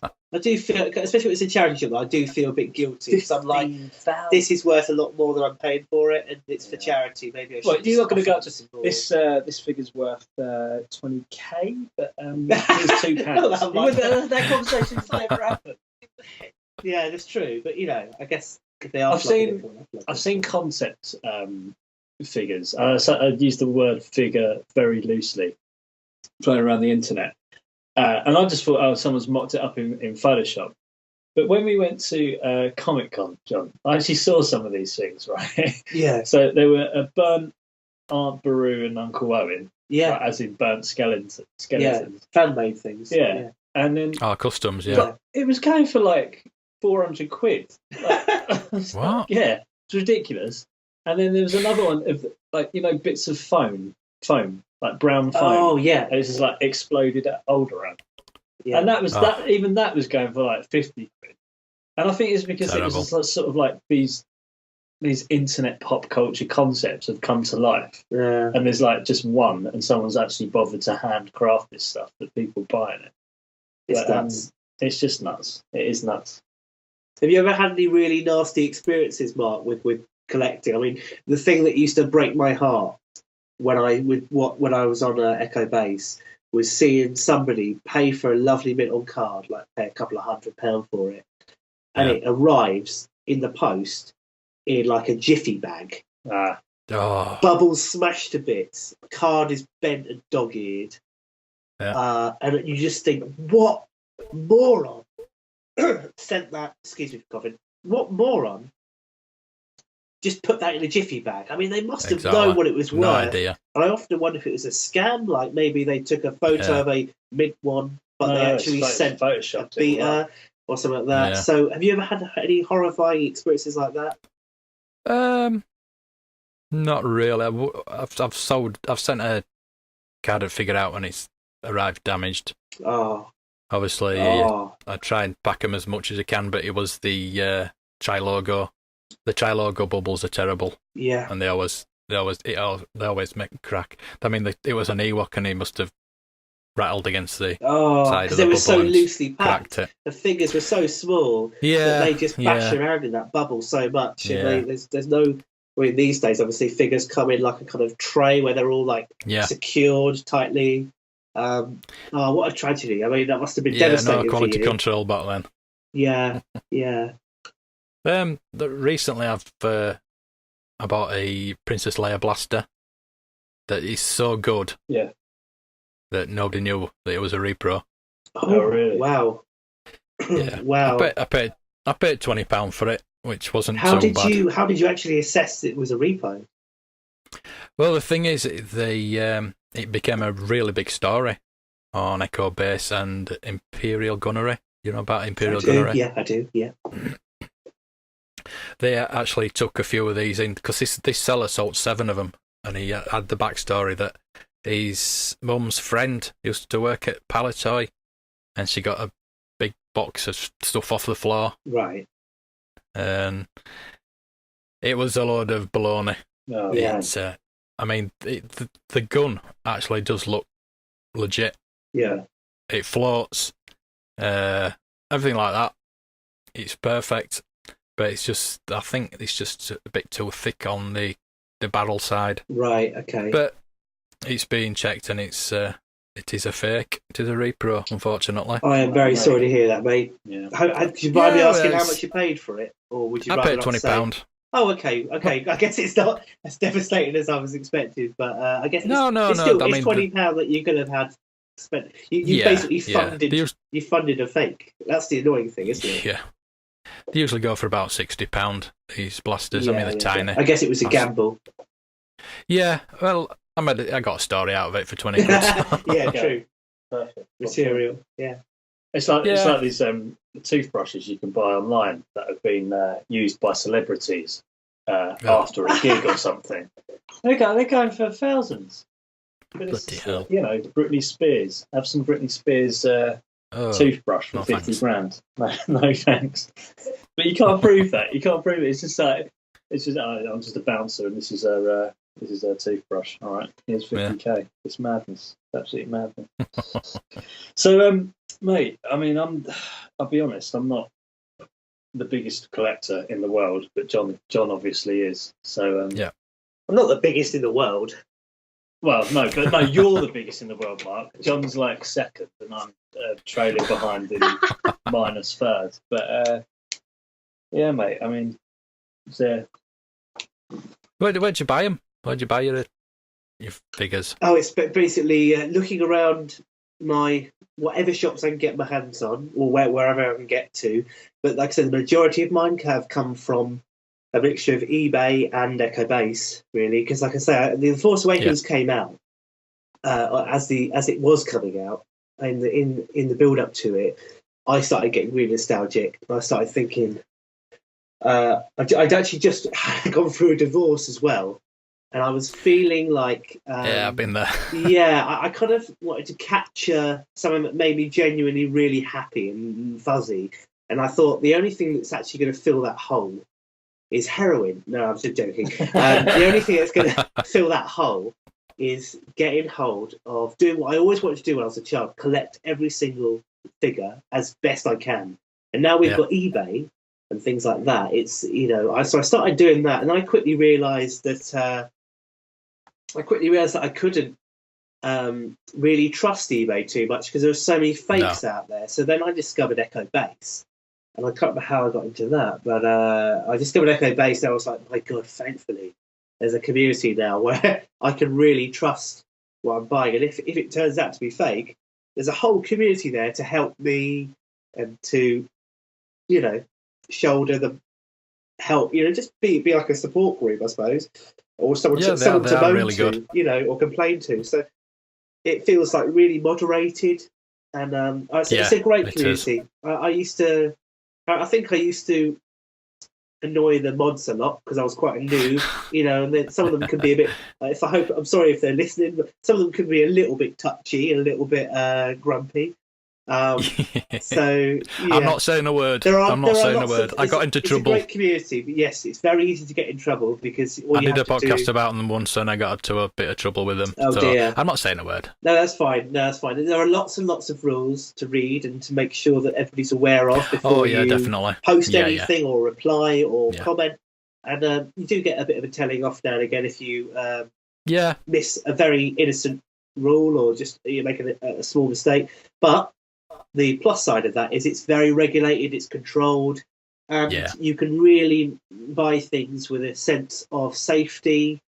And definitely. The only downside about Echo Base is when you get on there, you're broke within days because you just spend so much money so quickly. Yep. Because every minute your phone is going off with a notification, new listing, and it's somebody selling another thing that you want. And you've got to be very quick. Yes, exactly. My most prized thing is I've got like 3 versions of the Farm Boy Luke. One of them with the sort of browny hair and perfect condition, beautiful, perfect lightsaber. And he's probably my best buy on Echo Base. Him or I've got it's probably not worth very much money, but it's a Chewie in a Kenner plastic bag, like a transparent bag. And it's only because I really love that Chewie figure. It's my favourite action figure of the lot. Just I don't know what it is about him. The big smiley face, perhaps, the blue eyes. He's a beautiful little figure, so he's my favourite. Oh, great. Yeah, my favourite's obviously the Best Bin Luke. I think it was because back in the day, it was the first figure that you got 2 weapons with. Yeah, that's correct. Yeah. And the blaster. Yeah. And it was the first lightsaber that actually detached. Didn't actually come out the arm. Well, it's also the first lightsaber that doesn't really stay in the arm because the problem is let's be honest, the one thing about those vintage Star Wars figures is none of them are very good at, well, a few of them are, but most of them are not very good at holding their weapons. I mean, like, let's say the Han Solos were always pretty good. They were always able to hold their gun. And the pilot, Luke Skywalker, he's got a lovely grip on his gun. But it always did annoy me when I was younger that the weapons wouldn't really stay in their hands. And but yeah, it's a beautiful. Yeah, the pilot blaster is terrible. It always falls out their hands. Do you find mine one? Yeah, the pilot blaster. The thicker handle pilot blaster. Oh, yeah. The Clout Car pilot.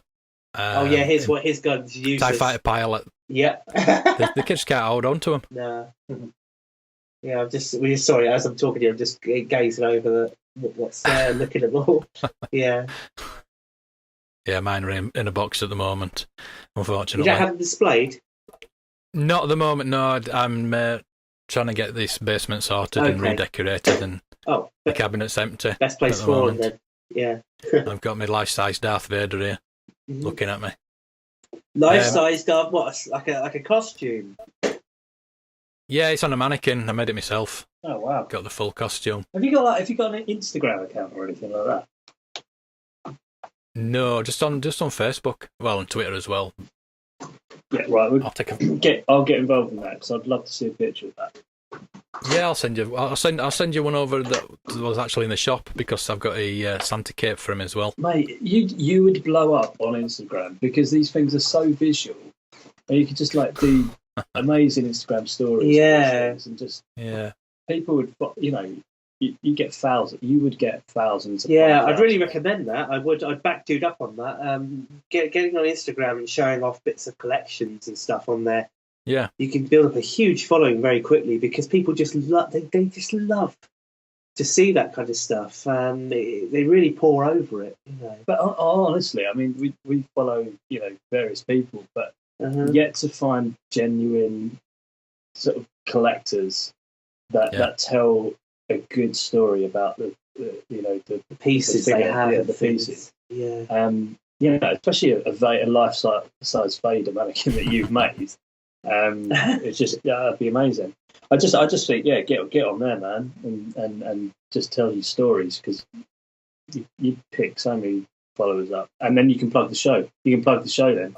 Mark, where are your recommended places to? Let's say I need to get back into collecting this stuff now, but I need to start buying again because for a couple of months I've had no way of reliably buying. I've literally been finding betas and stuff because you're not on Facebook anymore. No, exactly. So how would you get back on Facebook? Get back on Facebook. Get onto EchoBase. Yeah. Like you said, that's probably one of the best places to go.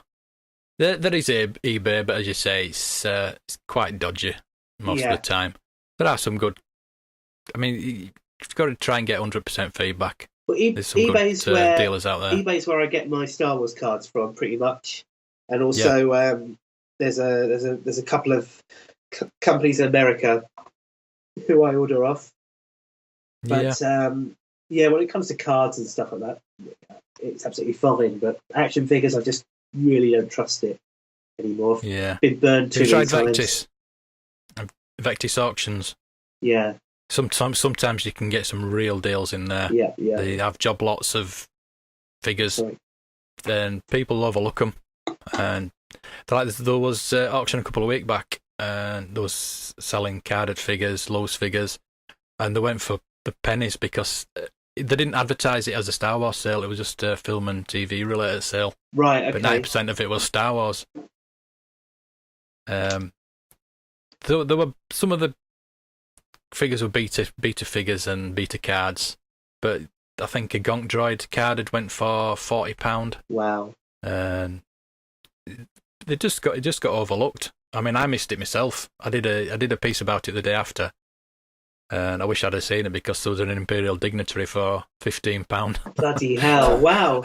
Yeah, I did used to like. I mean, not everything on eBay is dodgy. Obviously, there are some really sweet, like, elderly mums like selling off their son's collection of toys, and in there you can see there's Scout Walkers and there's loose figures, and it's just like you see that stuff. It's like you rub your hands together, and then all of a sudden you notice all the other watches. It's like okay, everybody's caught on. Everyone's out to rip everybody's noticed that there's some gold in this. These elderly mums follow what's coming for them. It's fun. You don't get that sort of fun on like EchoBase because it's kind of first come first serve. Yes, I'll have that, please. Oh yeah. But it's nice to have the auction. They do an auction page as well now. Oh really? Okay, cool. Yeah. Cool. Yeah. I really need do to a valuation get back on page and an auction there. page as well. I think you've convinced me. I need to get back onto EchoBase ASAP. Really.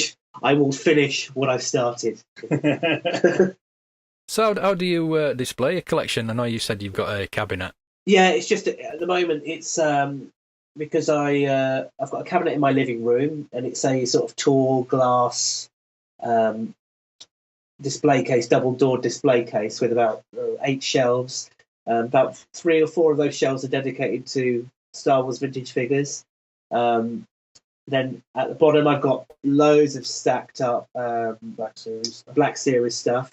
I've got a couple of whole shelf dedicated to boxes and rule booklets for the Star Wars customizable card game. I'm talking about the actual boxes the trading cards were sold out of. So the display boxes, which are quite hard to come by. That's my favourite thing that you've got. Is it? Yeah. I mean, they're empty, but they're they're just sentimental because I used to see those in comic shops. I used to go into shops and say, I'll have some of the Jabba's Palace cards today, and I'll have some of the Hoth cards today. And what I like though about your collection is that it's sort of manifested your whole house. Yeah. Because it's not just the cabinet. No, I'm looking around. I've got like 3 IKEA bookshelves, and then on those bookshelves is a number of pretty much everywhere you look on those bookshelves, there's some sort of Star Wars related product.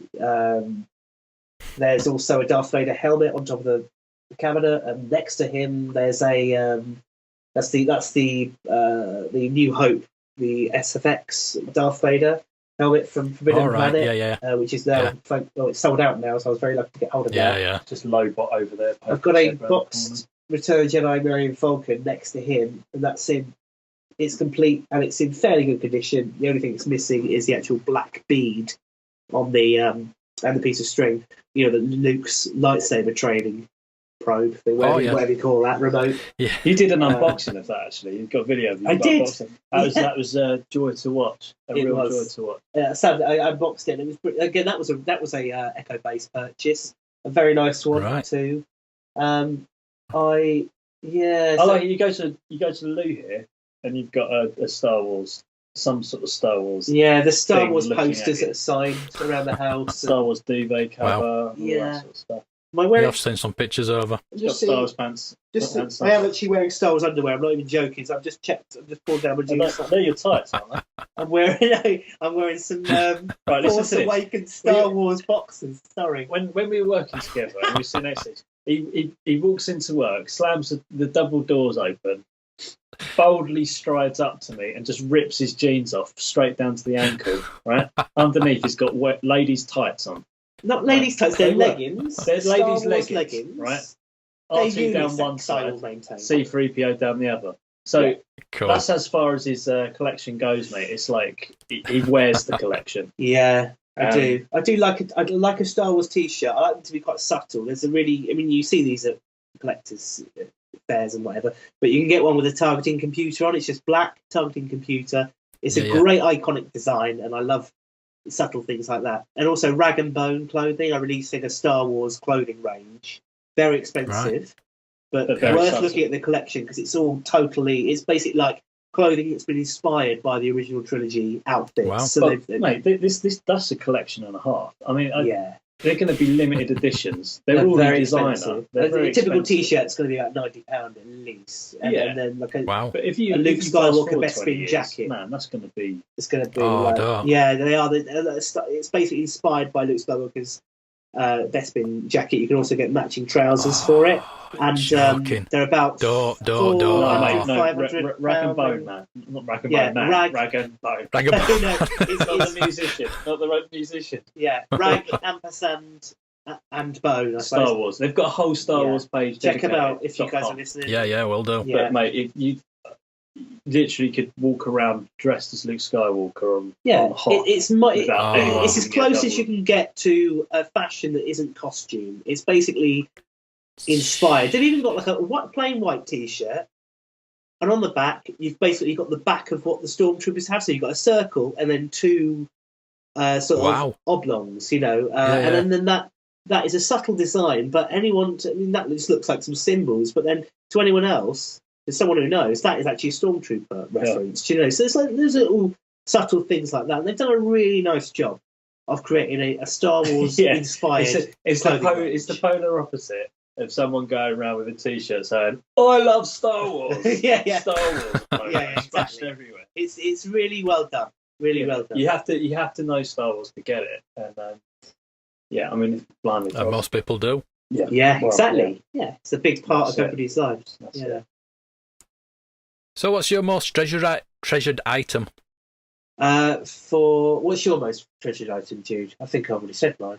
Yeah, mate, I've got this little. I said this the other day on our podcast. I've got this tiny little Yoda from 20 years ago. That was a little training Yoda, and it was sort of latex, and it came with the little lightsaber, tiny little blue lightsaber, and you'd sort of train with it. I had that. Got it out the loft the other day, and the latex has started to sort of disintegrate. But it's not too bad. But the reason I love that is more than anything, it's the time I spent with that thing. And, you turn it on, it would talk to you, the mouth would move, and I just love the detail of it. I love the the little lightsaber. This is how sad I was, right? I'd take the lightsaber with me to school. and have it in my belt and pretend it was a real lightsaber ready to go. Just good memories with that thing, man. That's my sort of fantastic, sort of most treasured sort of reminiscent. I remember I used to carry around Micro Machines Millennium Falcon that came with a C-3PO playset, and it was just a solid little miniature, like really accurately detailed Millennium Falcon. But I loved that. I just used to carry around with it all the time because it just looked so authentic. It looked like it comes straight out of the screen, you know. Yeah. But my most treasured item is probably, I guess the most valuable item is either the Luke that I mentioned, the Farm Boy Luke, or the Yak Face. But the one that's the most special to me is probably the Chewie in a little bag, because he's in like a little plastic box to keep him safe, and he just looks so happy in his little bag. You know? I've got a question for you guys, right? What would you do if tomorrow morning you woke up and you came downstairs and all your collection was gone? And then you were like, what? And then you went online and you just typed in Star Wars, and then Star Wars just didn't exist and no one had heard of it. And what do I remember? Like, no, you know everything. You've got every memory That's a great idea. there ever was of Star Wars. You remember all the toys that came out, but you wake up in a reality tomorrow where it just doesn't exist. I'd sit down at a computer. I'd make a fortune. Oh, yeah, exactly. And I'd write a long time ago. Journal of the Wheels. You just go get The Adventures of Luke Starkiller. I literally write it verbatim and release write the original. Well, what was your first reaction to? I'd probably be so. Yes. I don't know. I think I'd just be so frightened. Did I dream it?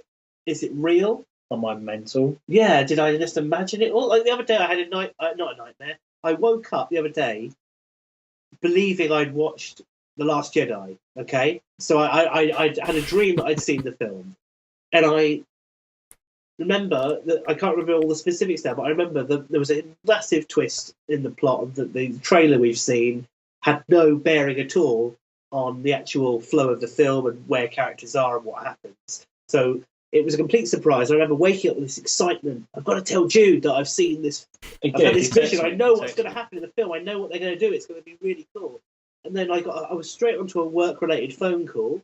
Half an hour later, I'd completely forgotten. It wasn't until yesterday that I remembered I had the dream in the first place. And he texts me. He goes, "Oh, mate, I dreamt about the film last night. I think this is it." I started to go on then. And I couldn't remember. I can't remember. I went, right, thanks for that. You've brought me up to this climax, and you've gone, nah, forget it. Forget it. So not that it was prophetic at all. It was just all in your head. I think that was like a moment. You know how famously Paul McCartney woke up one day and he had the lyrics. He had the song "Yesterday" in his head, or he dreamt the song. And he basically just got straight out of bed and he did what any good songwriter does and write it down straight away. Doesn't go and bother putting any clothes on, just literally starts playing guitar, writing it down and captures it. He did the right thing. If only I'd done that, I might have a cool. It wouldn't take me very far, but I would have had a really interesting theory for how the film's going to go. Right, and you put it in an envelope. We could have got a podcast out of it. That's what I'm saying. But it would have been a good fan theory, I'm sure. It seemed to be very exciting. We should do that. That's one for sure. We write down. Make ourselves dream things. No. What we do is we both write down our thoughts of what we think the story for Return of Jedi, The Last Jedi is going to be. Yeah. Put it in an envelope, and that's it. Right? On the show, we give each other the envelope. We watch the film. After the film, we open up each other's envelopes to see if we're right. We'll see how close we are. What a great idea! I'm doing that. Yeah. We'll shake on that. Okay, that's a fantastic idea. Okay, cool. We'll do that. So, have you got any Holy Grails? Holy Grail for me. Bloody hell! The Holy Grail be. At this rate, if I can get my hand on that little communicator, I'll be very for the best bin pilot. I'd be very, very happy. What you not to do? I suppose. Take your best. I do need to get on there. It wouldn't be too hard to come by. I mean, I don't want to sound like a cliche, but that, Rocket, the prototype. I tell you what, no, a nice Carrie Fisher Princess Leia 77 version. I do have one, but she's a little bit grubby looking, and her cloak is a little bit ripped. But since she died, there's been a lot more demand for her now. Yeah, the price has risen. It has risen, hasn't it? And it's only for a loose figure I'm after, but I'd be very happy for one of those, really. Well, for me, after reading about it and you banging on about it all the time, it's got to be that card Death Star. Oh, Palatoy Death Star. Yeah. Yeah. I actually seriously considered looking into the possibility of crowdfunding like a remake of one, like an obvious, not like a licensed product, but just here's a put yourself together Death Star, not like meant to be a repro or anything like that, just a playset and like a load of. I actually did seriously consider making various Star Wars playsets inspired by the way that Palatoy one was done, where it's all these bits of card that interlock. And looking at doing that, but for some reason I got distracted and never actually pursued it. That's the equivalent of when Blue Peter did make your own Thunderbirds. Tracy Island. Yeah, but I just thought these kits. Tell you what I need to do. Cool. Go on. Check out the Star Wars Cluedo. Star Wars Cluedo? Yep. Is that like a license thing or like a collectible? It's got a big cardboard playset, just like the Death Star playset. Wow. Okay, cool. Star Wars Cluedo. Well, you literally reached for a phone. I tried to reach for a pen. I did reach for a pen, but I'll remember. Have you got an Entertainer toy shop near you? Hey, what toy shop? Turner. The Entertainer. Oh, no, I've got a Smith's toy store though. It's quite. Oh yeah, I do have an Entertainer. There's an Entertainer in Basingstoke, which is near where I live. The Entertainer were selling them for £8.99. Right. Okay. Cool. Awesome. Wicked. That's the nearest I'm going to get for a Death Star. Yeah, that's great. What I'm intending on doing is getting the spare parts and just building it up. Yeah. Because as I collect a loose one would be fine. I don't need a boxed one. Yeah. I'm actually doing a podcast today about playsets, so I'll be talking about it. What was your favourite personal one from the Star Wars range, Mark? I didn't have any playsets. Did you not? Growing up? No. I didn't have any of the big vehicles. I only had an X-Wing and a Scout Walker. I had all the figures. Yeah. But I didn't have any of the vehicles, really. I didn't have the space for them, to be honest with you. Well, they were always more... So playsets. If you were asked by your parents what would you like, you'd always go for figures over a big vehicle. Yeah. I always found, anyway. I definitely had more figures and vehicles all the time. But it was the vehicles, they were sort of Christmas Day things, weren't they? Vulcan or something like that. But I remember having the Ewok Village playset and the Dagobah one, although the pond. Yeah, that's something I'm after at the moment. Yeah, well, good luck finding one with the foam intact. Cause that you can't get that. Yeah, it's all disintegrated now. It's like when people are opening old toys online and they open like a Ghostbusters set and it's got a little slime pot. And they just open the lid and it's just dust comes out because everything's disintegrated. But wow. Yeah, the places were cool. I used to go to the supermarket, pick up cardboard boxes, from the unwanted boxes bit of the supermarket. Yeah. And I would go home, sellotape, glue, and put together my own version of, for example, the prison cell blocks in the Death Star and the trash compactor, all made from cardboard. And then it would all get broken apart, thrown away, and then a couple of weekends later I'd do it all over again. So that was my playsets as a kid. Yeah, I'm looking forward to your podcast on that. I love those. What about you? What about you, Jude? Any playsets? No. You ever had the Micro Machines type things? I did. I mean, we said this on our show, Soz, a couple of weeks ago. I was just figures. So what I'd love to do is just interview my brother, because the poor boy had to share a room with me, and I think he got about 2% wall space in our bedroom. It was just all my figures were boxed. They're all boxed, and they were just not nailed through the cardboard, but just nails along the wall, and I'd just hook every figure on the wall. So there wasn't a space on the four walls of my bedroom where there wasn't a Star Wars figure hanging.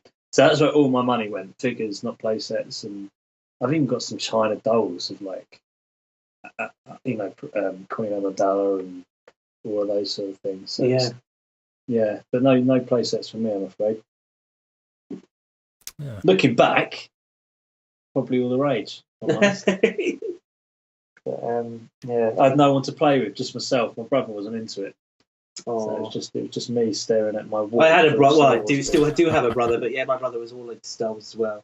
He very much looked up to me. So. Hates it now. Do you know what his brother said to him? I'm not going to even bother going to see the Last Jedi. Yeah, he did like the Star Wars trailer, and he went off in a big old rant, and he said it looked like a CGI mess.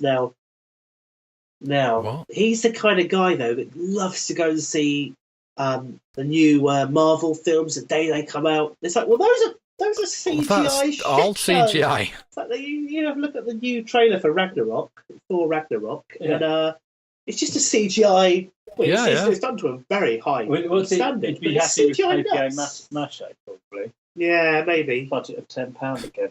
He wouldn't be very happy with the old Hulk films from the 70s and the TV series, I'll tell you. No. Do you collect much? Do you collect anything other than Star Wars? Is there any other franchise that you collect?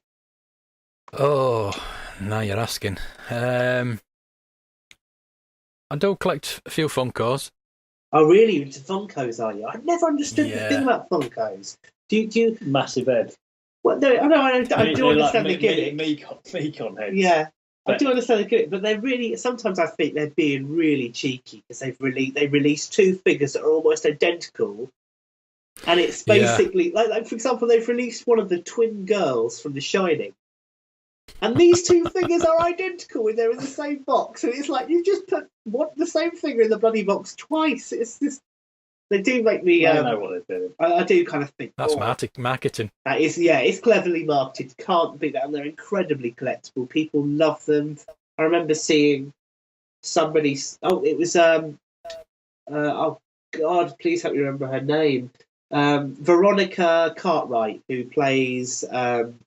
she's in Alien, the film Alien. She plays one of the crew members in that. She was signing a figure of herself, a Funko figure of her character from Alien, Lambert. And she was just squealing with how cute this thing was. This little model of her. And she'd never seen one before. So it was nice seeing a reaction like that. But you're big into the collecting the Funkos, are you? Yeah. It's my wife. Mostly, she gets the Harry Potter Funkos, right, and the Big Bang ones. I bought a few of the Big Bang ones before they came really expensive. Yeah. I got her all the Friends ones as well. Oh, right. Cool. I think it's quite cleverly designed, the figures, because with the most subtlest, without pretty much no facial detail, well, they pretty much always tell what they're going to be. They got one template. So have you seen the Luke and Leia on the speeder bikes? No. They're identical. The only way you can tell them apart is the different coloured pants. Really? Of course. Yeah, she wears blue, doesn't she?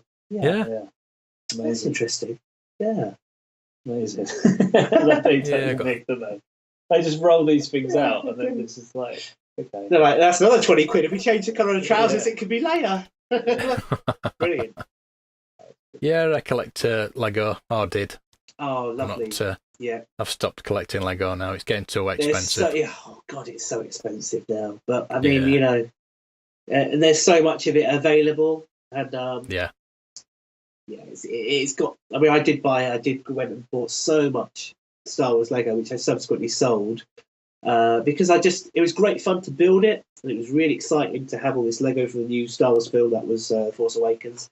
But then I thought Christmas is coming up, and this stuff would definitely go to it'd look much better in the, being played with by some kids than living on top of my shelves.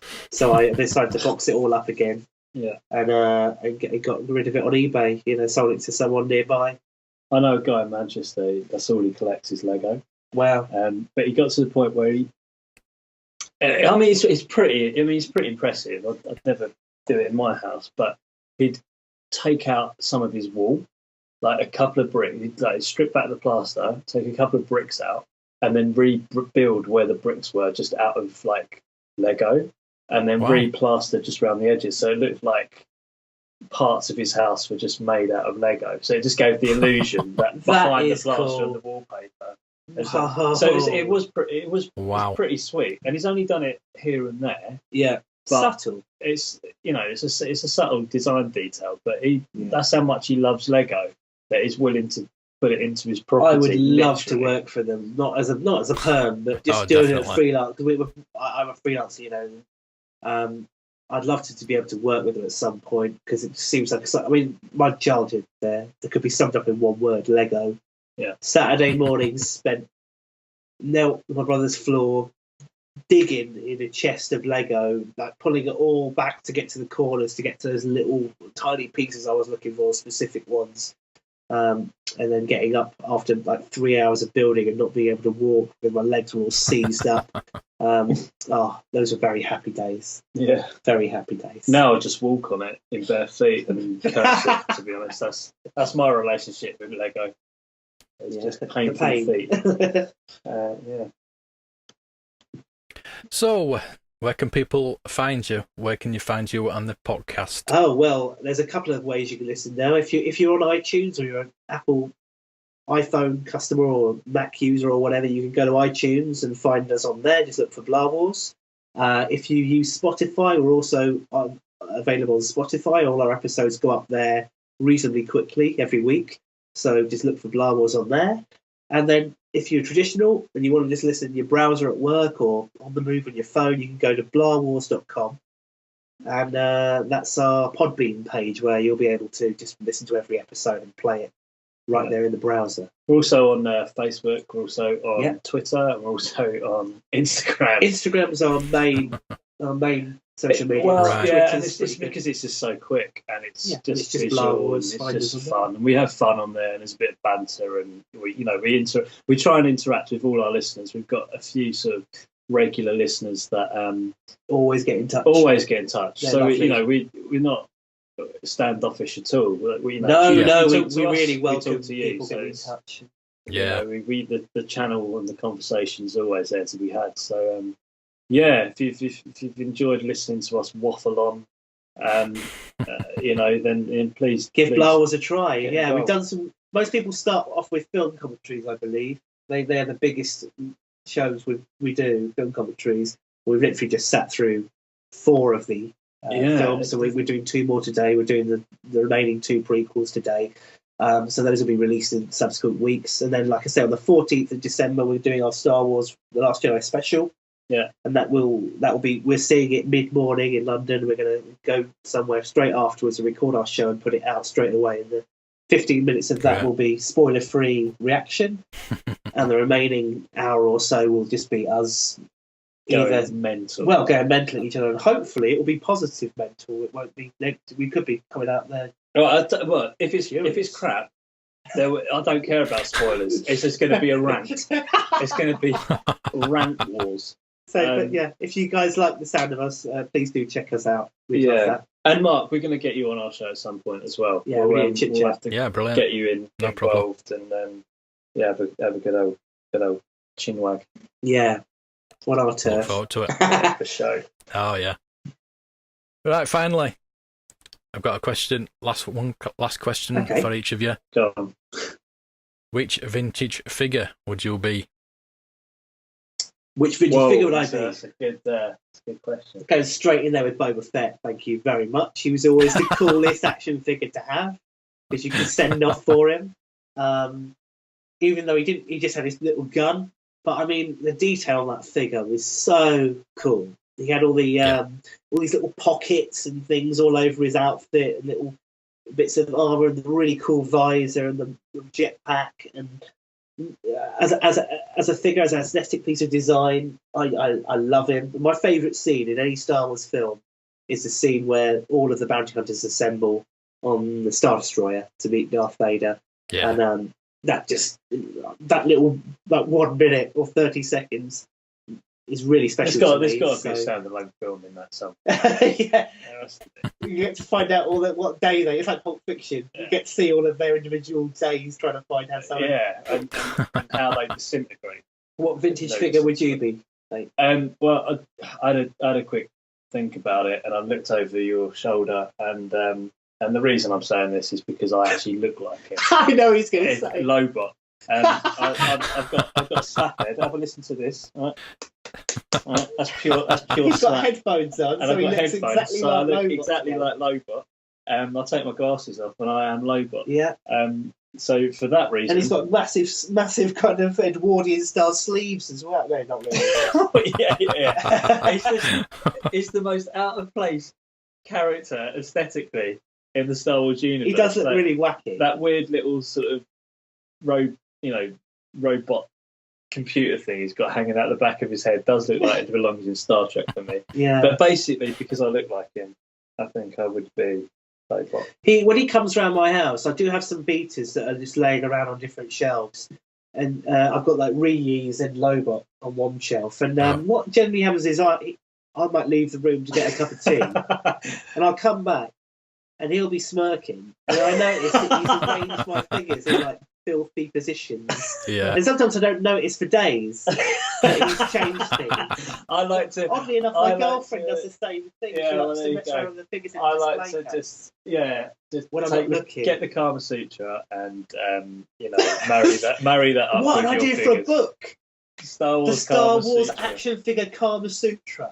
It's just Sorry, no one else can take that now. You've heard it on here. That's copyright. We're claiming that. We're going to do it as a bonus for our subscribers or something. I'll tell you what that is. That's a little lift. If you're wondering what our show's really about, that's a little peer behind the curtain. It's 1 hour of pure filth, basically. It's John talking nonsense with the Star Wars. We do brand have over very top. intellectual discussions on it. We do talk about I won't serious go that far, mate. things, and also talk about a bit of news, a bit of banter, Yeah. debate, that kind of stuff. Yeah. It's quite broad. We try and make each episode quite broad. But Yeah, I would. Yeah. Intellectuals are probably a step too far. Mark, thank you so much for having us on your show. Yeah, cheers, No mate. problem. It's Thank you for such a coming on. pleasure to talk to you. Yeah, I really appreciate it. Oh, it's a pleasure's all ours. yeah, it was good. It's good fun. Really enjoyed it, mate. Really enjoyed it. I'll speak soon. Yeah, Thank you, take mate. care, mate. Take care. Bye-bye. Bye-bye. Bye. Well, there you go. A couple of amazing guys there. I don't think I've laughed as much for a long time. I am really looking forward to going onto their podcast and talking Star Wars with them again.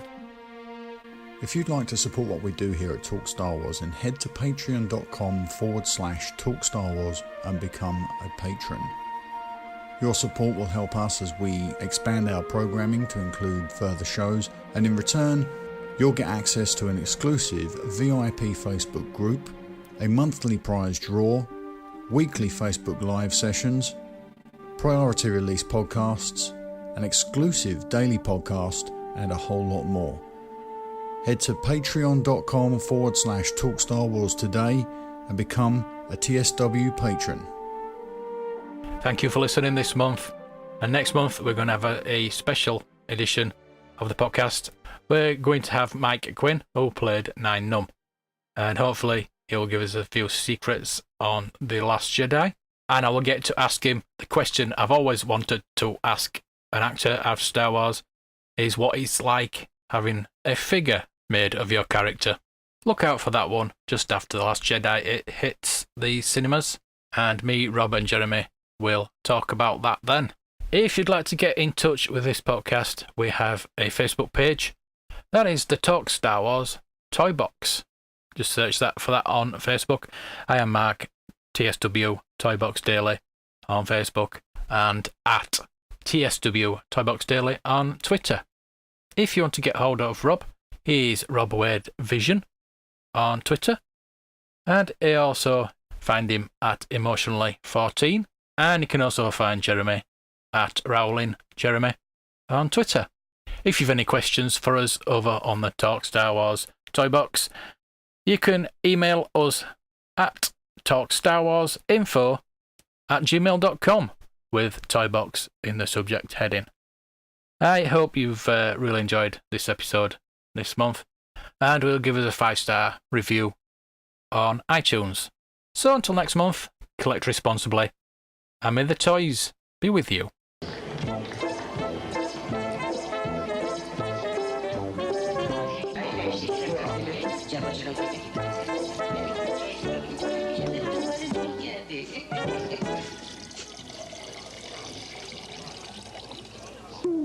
Just one more round, friend, then homeward bound, friend. Don't forget me in your dreams.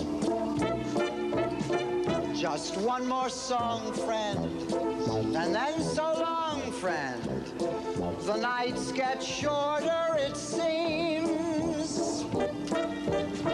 Just one more rhyme, friend. Yes, it's a crime, friend. But you know time, friend. Time can fly. So it's good night, friend. Good night, but not goodbye.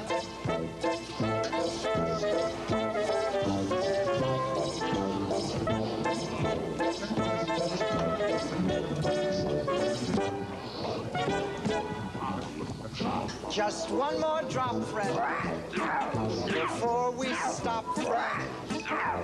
One more moment face to face. Next time you're dry, friend, try stopping by, friend, if there's a light in the place. We may not thrive, friend, but we survive, friend. Look, we're alive, friend, you and I. So say goodnight, friend. Good night, but not goodbye.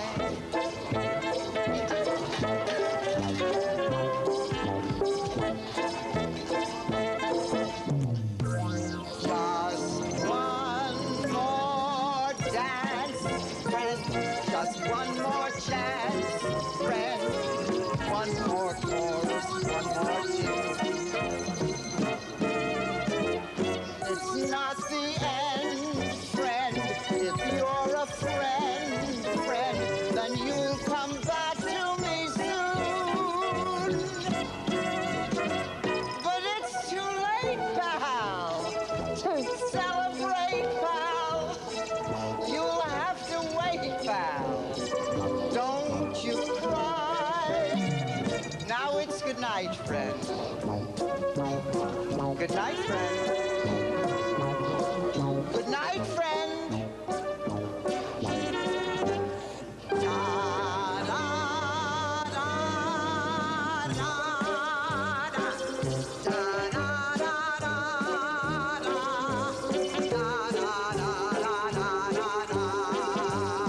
Follow me.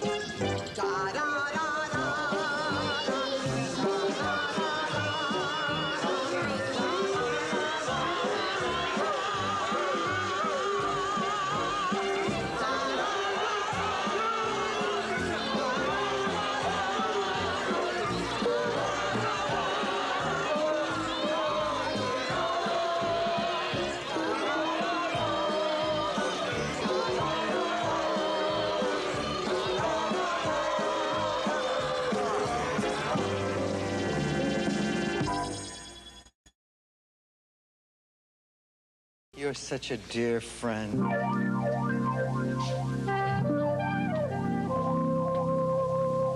You know I'm here, friend. Is that a tear, friend? In your eye? Now it's good night, friend.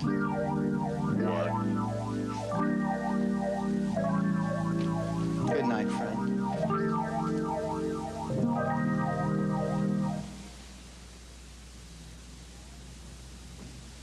Good night, but not.